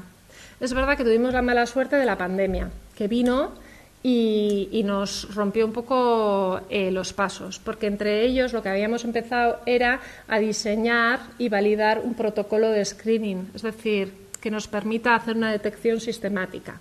Pero pasada la pandemia retomamos y a día de hoy podemos decir que tenemos un protocolo de screening validado tanto para educación primaria como para educación secundaria para poder detectar esos estudiantes. Llevamos ya, este es el segundo curso escolar, donde estamos haciendo detecciones sistemáticas en la que participan 18.000 estudiantes, bien sea de primero educación primaria o de sexto de educación primaria. Y otro elemento importante en el que hemos participado es en la formación de docentes, consultores, orientadores y asesores de Berritzegune. De hecho, mantenemos esta colaboración de formación Y bueno, y anualmente, pues de manera en streaming, conectado a todos los centros educativos de la Comunidad Autónoma del País Vasco, públicos, concertados, de educación primaria, educación secundaria, pues aquí estamos intentando formar y dar un poquito de luz a esta realidad. En el 2023, a inicios de 2023, se configuró un proyecto que tiene la financiación y la aprobación del Gobierno vasco, tanto desde el Departamento de Universidades como desde el Departamento de Educación, y que constituía la Unidad de Apoyo al Desarrollo de Altas Capacidades Intelectuales. Entonces, aquí continuamos con esa formación, estamos desarrollando investigación en torno a procesos de identificación, de evaluación de perfiles y, por supuesto, de intervención educativa. De hecho, en intervención educativa ya el curso pasado pusimos en marcha procesos de mentoría con profesorado de la universidad que diera respuesta a las necesidades de alumnado de educación secundaria. La verdad es que la experiencia fue un éxito y en este momento estamos poniendo en marcha, ya tenemos entre bambalinas la siguiente propuesta que queremos presentar ya en diciembre en los centros escolares, pues para que participen. Y entonces, de momento, en cuanto a la detección, detectamos el talento. Por cierto, la imagen no es por hacer bonita y porque va el azul con el azul Deusto, Tiene que ver porque el alumnado con altas capacidades es como un iceberg. Normalmente vemos los que están por encima del agua, pero los que están en la superficie, ¿quiénes son? Los que se visibilizan precisamente por su alto rendimiento. Entonces, esos son fáciles de detectar, pero es que la gran mayoría, como los icebergs, quedan por debajo. ¿Por qué? Pues porque hay veces que no se visibilizan y por eso no los vemos, ¿vale? Entonces, ¿detectamos? Bueno, de momento intentamos buscarlo y desarrollarlo, ¿no? ¡Uy! No me puedo creer. Me ha sonado y todavía lo que me ha quedado por decir. Ricardo, ¿me dejas un poquito más? Sí, vale. Bueno, pues en este sentido tenemos que buscarlos y buscarlos de manera sistemática, porque me encanta esta frase de Stanley: no olvidemos que ellos nos necesitan hoy, pero nosotros los necesitaremos a ellos mañana. Me parece súper significativa y me parece que lo tenemos que tener presente en educación de manera constante. Y a la hora de valorar y detectar, me encanta también la frase tan evidente de Albert Einstein: todos somos genios, pero si juzgas a un pez por su habilidad para trepar a los árboles, vivirá toda la vida pensando que es inútil. Siempre hemos estado pensando que la alta capacidad se situaba en notas brillantes, en comportamiento excelente, en letra preciosa, ordenada, cuadernos... y no siempre va vinculado a ello, ¿no? Entonces, claro, ¿qué supone? Pues que efectivamente hay veces que muchos de los estudiantes con altas capacidades viven pensando que son inútiles. Pero esto es una realidad y esto es un drama que se lleva a la vida adulta. Bien, bueno, pues importante de cara a la detección, pues ser consecuentes, tener las ideas claras, no caer en los mitos, porque además si mitificamos como docentes, como profesionales de la educación, lo que va a derivar es en decisiones equivocadas que van a afectar al bienestar de esas personas y a su desarrollo. Entonces es importante educar la mirada, ¿vale? Es importante. Cuando el docente está formado, es verdad que se siente más comprensivo, más entusiasta. Es verdad que en estas formaciones que estamos impartiendo, se ve, ¿no? También personas con optimismo, con ganas también de dar, ¿no? A este alumnado aquello que necesita. Pero también sucede lo contrario, es decir, cuando no son identificados, al final lo que sucede es que se les priva de esos programas, de esos recursos educativos que son necesarios. Cuando esto sucede, el alumnado sufre, y sufre de verdad, no sufre de verdad, y la sociedad, por supuesto, pierde. Entonces, bueno, pues importante identificar. En la identificación podemos detectar de manera incidental, es decir, un docente está en el aula, ve, ¿no?, características que pueden ser compatibles con la alta capacidad. Las familias a veces detectan, han sido grandes detectoras hasta el momento las familias, y ahora se plantea también la detección a través de screening, una detección sistemática, ¿no? Precisamente para que se pueda dar respuesta. Una vez que hay indicios, pues ya se hace una identificación rigurosa, pues haciendo una valoración multidimensional con pruebas psicométricas, subjetivas, en cuanto que se hacen entrevistas a familias y demás. Y entonces, bueno, en este momento está organizado fundamentalmente en 3 pasos, ¿no? En el protocolo. Esto he comentado. Y realmente intervención. ¿Potenciamos en este momento el desarrollo del talento del alumnado con altas capacidades? Bueno, lo que nos dicen los estudios es que pocos estudiantes con alta capacidad todavía reciben atención a sus necesidades, ¿vale? Que es verdad que la mayor parte de la respuesta educativa va orientada al alumnado con alta capacidad que muestra alto rendimiento. Por tanto, los que están debajo del agua, esos no reciben mucho. ¿Y qué sucede? Que cuando precisamente no personalizamos el currículum y les ofrecemos el currículum ordinario que reciben los demás, pues tiende a resultarles redundante, repetitivo. ¿Por qué? Porque su velocidad de aprendizaje muchas veces es mayor, no necesitan tanta repetición. ¿Esto qué sucede? Pues aquí nuestra psiquiatra lo conoce muchísimo mejor, estos elementos, que no se activa el aumento de niveles de dopamina, noradrenalina, serotonina y otros neurotransmisores que son necesarios para el aprendizaje. ¿Qué sucede? Apatía, desmotivación, desconexión. Entonces, bueno, pues ahí la importancia.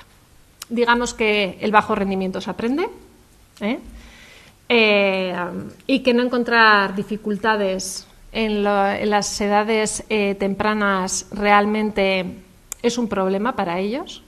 ¿Por qué? Pues porque no desarrollan hábito de trabajo. Esto es uno de los elementos más complejos.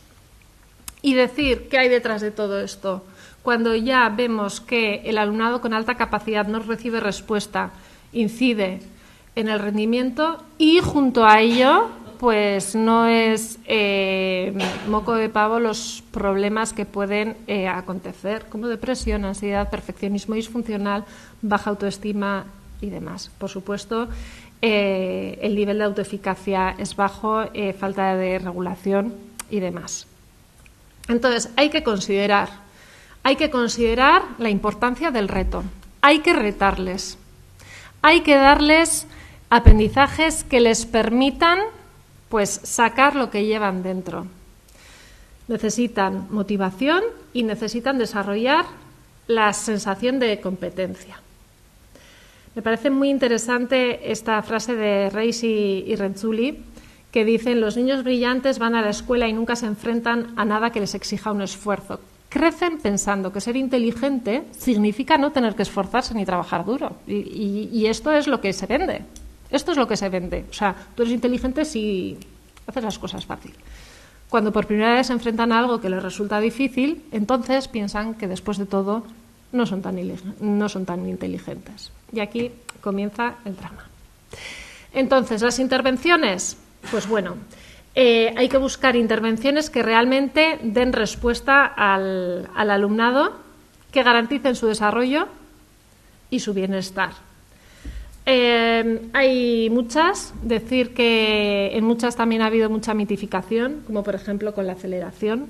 Hay varios metaanálisis también en torno a esta cuestión que revelan que la aceleración mejora el rendimiento académico, pero mejora también el ámbito emocional y el ámbito social, con lo cual es para tener en cuenta. Estas son algunas de las intervenciones y, sobre todo, que es importante personalizar. Ingredientes: adecuarse al ritmo de aprendizaje del alumnado, permitirles profundizar y ampliar en la medida de sus posibilidades, fortalecer aquellos puntos fuertes que tienen y no considerar que todos son puntos fuertes, tienen sus debilidades, acompañarles, desarrollo de habilidades sociales emocionales y ayudarles en el proceso de crecimiento personal, alineando su futuro profesional con sus potencialidades. Que también hay mucho drama, que donde hay potencialidades no las alineemos con el itinerario profesional adecuado. Y con todo esto, Muchas gracias.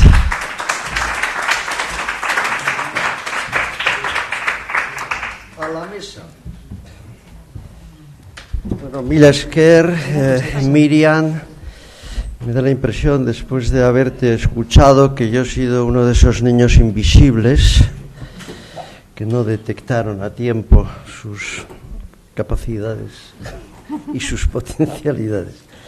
Bueno, turno de preguntas a los ponentes de la mesa. Yo tenía una aquí para abrir fuego, que es una pregunta que en principio, bueno, va para cualquiera de las ponentes. One moment.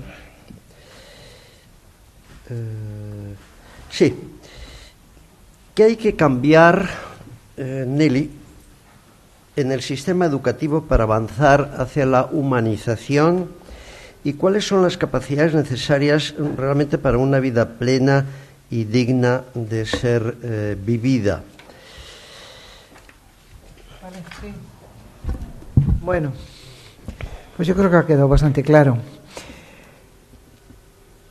Las capacidades, siguiendo a Martha Nussbaum, ya las he puesto ahí, pero fijaros que muchas de ellas tienen que ver, para alcanzar el bienestar emocional, todo lo que ha dicho Arantxa. Por eso he dicho, Arantxa va a dar respuesta a muchas de estas cosas. Es decir, todo el ámbito del autoconocimiento, la autorregulación, eso que Gardner llamaba la inteligencia intrapersonal, la capacidad de conocerse, de autorregularse, de ser autónomo, y la capacidad interpersonal de relacionarse positivamente con otras personas, trabajar en equipo, colaborar, todo eso son cuestiones fundamentales que luego Martha Nussbaum los plantea, lo dice de otras palabras, de otra manera, porque hay que leer a muchos autores, ¿no? Pero en resumidas cuentas es lo mismo. Es decir, creo que hay algo que si el sistema educativo tiene que hacer es plantearse las finalidades, volver a replantearse. Fijaros bien, pasa una cosa, y además los que están aquí, colegas míos que saben de educación tanto más que yo, aquí el Ricardo y el Pablo, creo que hay una cosa, en el preámbulo de las leyes, curiosamente todo esto se dice. Tú coges la LOMLOE, el preámbulo, y se dice todo esto que acabo de decir yo.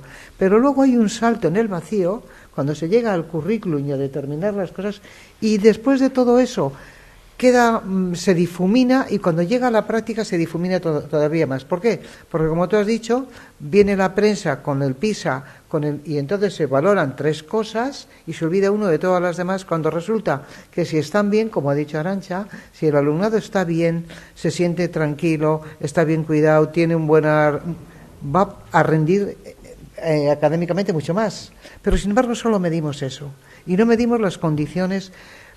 Yo creo que es lo que ella ha dicho, ¿no? Es decir, hay que prevenir antes que curar.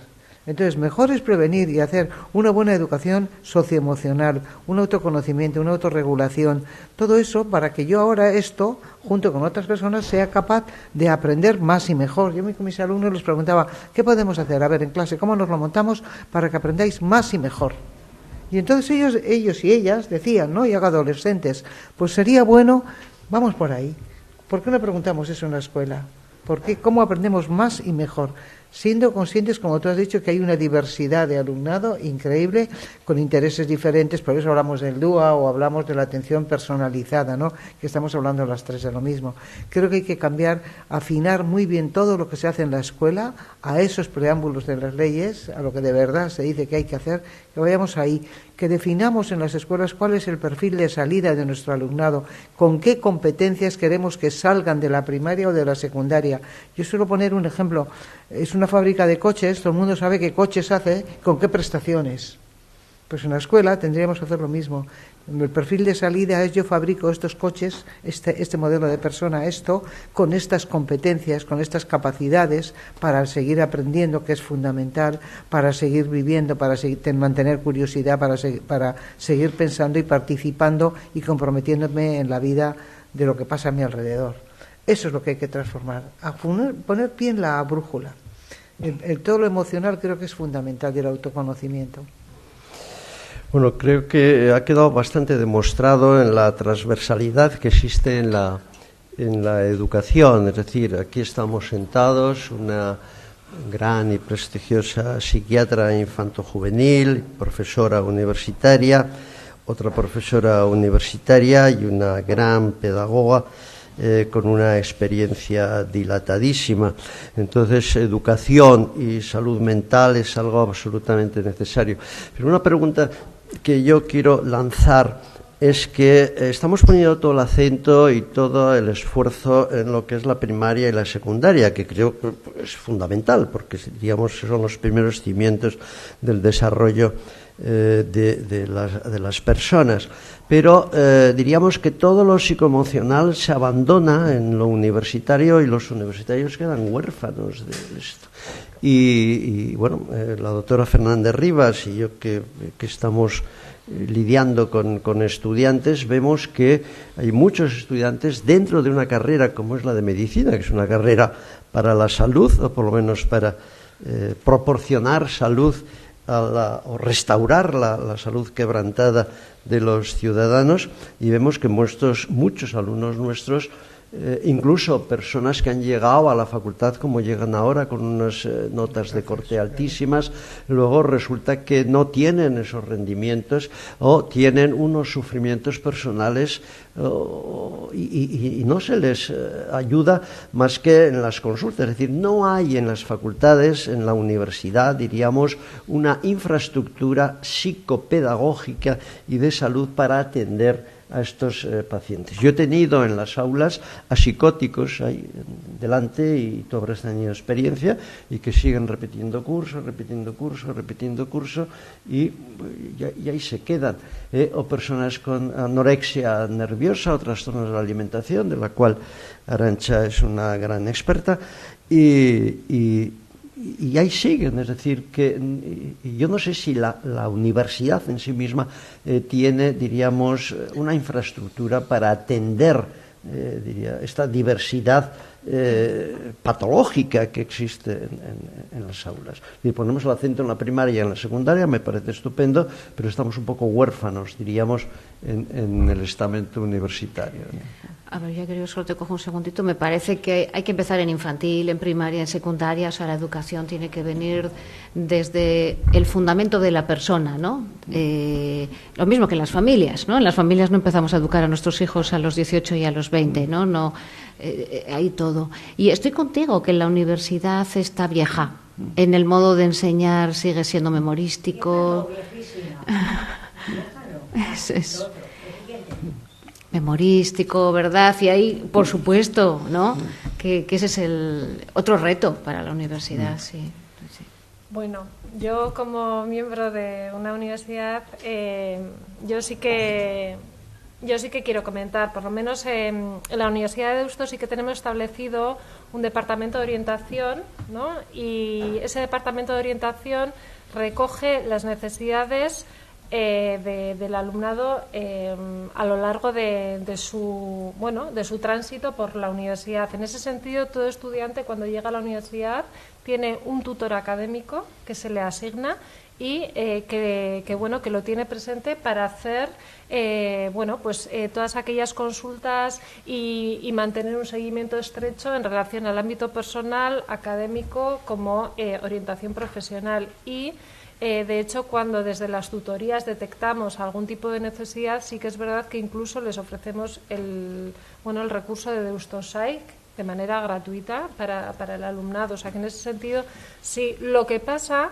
que no siempre todo el alumnado que precisa ese apoyo, ¿no? y esa ayuda, la pide, porque es algo que también de alguna manera, ¿no? Pues tienen que desarrollar y no siempre lo hacen, ¿no? Pero bueno. Había una intervención en el público, sí, breve, porque justamente tenemos 2 minutos. A las 8 nos expulsan. A ver, eso de que el magisterio y uno pueda ser profesor y tener una plaza de por vida hasta los 70 años sin dar ni taba, porque no es lo suyo, entonces... está encendido. Se oye bien. Se oía muy Pero bien. tengo una voz, perfectamente, ¿eh? Pero tengo una voz potente. Sí. Bien, entonces, ¿qué pasa? Que no se debe de asignar una profesión tan importante a una persona que para conseguirla lo único que tiene que hacer es codos, aprenderse de memoria todos los capítulos o todos los temas, y ya si los ha hecho perfectos porque tiene una memoria impresionante, pues ya entra en la plaza. No, así no se hace en Europa. Así no se hace en Europa, porque tengo una hija investigadora en la Universidad de Estocolmo y tiene hijos y sé lo que hacen, y cómo lo hacen.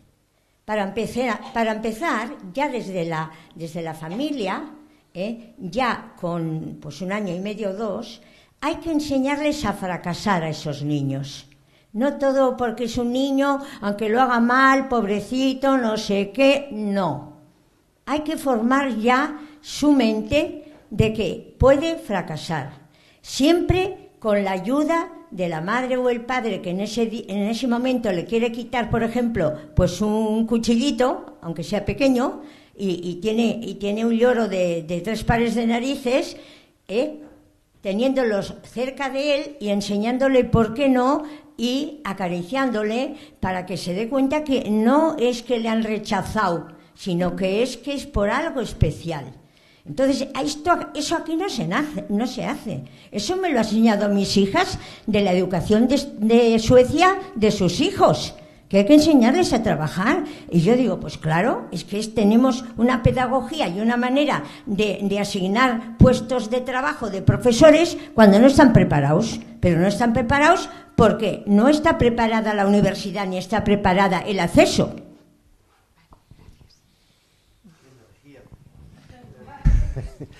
Bueno, ya es que no nos queda ni un segundo. Voy a anunciar la jornada que va a haber el 19 de noviembre, martes, el próximo martes, a la misma hora, a las 18 horas, y que la va a presentar y moderar el doctor en Derecho, profesor y doctor de Derecho Administrativo de la Universidad de Deusto y amigo y expresidente de la Vascongada, Miquel Badiola, aquí presente. Y van a participar Begoña Pedrosa, que es la consejera de Educación del Gobierno vasco, Íñigo Solabarría, que es el presidente de la Euskal Eskola Publikoaren Zuzendaritza Elkartean, y de la Federación de Asociaciones Directivas de la Escuela Pública Vasca, María Eugenia Iparraguirre, y Patxi Olabarría, que es director de Estabilidad Financiera de Euskal Herriko Ikastola. Muchas gracias, mil esker de nuevo a todos los que nos han acompañado en estas interesantes ponencias de la jornada de este conjunto que hemos llamado Nuevas Claves Educativas. Creo que es un tema a seguir profundizando, es un tema suficientemente importante como para no descuidarlo. Y, bueno, yo no soy partidario de decir que todo tiempo pasado fue mejor. Yo creo que a pesar de las deficiencias estamos avanzando y que nuestras nuevas generaciones tienen mejor preparación, quizás les falten flecos como es la educación en valores, etcétera, pero yo creo que se camina siempre hacia el progreso. El futuro, como ha dicho Nelly, la educación es un arma, y lo decía también el poeta Celaya, es un arma cargada de futuro. Pero hay una cosa, tenemos la mejor educación que hemos tenido nunca. Y eso también es importante que lo sepamos. Nunca hemos tenido una educación como la que tenemos ahora, nunca. Al 100% yo no estoy tan de acuerdo. Bueno. Mientras se hagan las oposiciones para tener un puesto de trabajo y no se valore cuál es la formación académica, pedagógica y psicológica para atender una clase de unos niños, mientras no se haga eso, no vamos a ver. Bueno, habrá que reformar la ley de función pública. Bueno, y como somos muy educados, vamos a salir puntuales de esta casa. Bueno, muchas gracias, Gracias por su intervención. Gracias.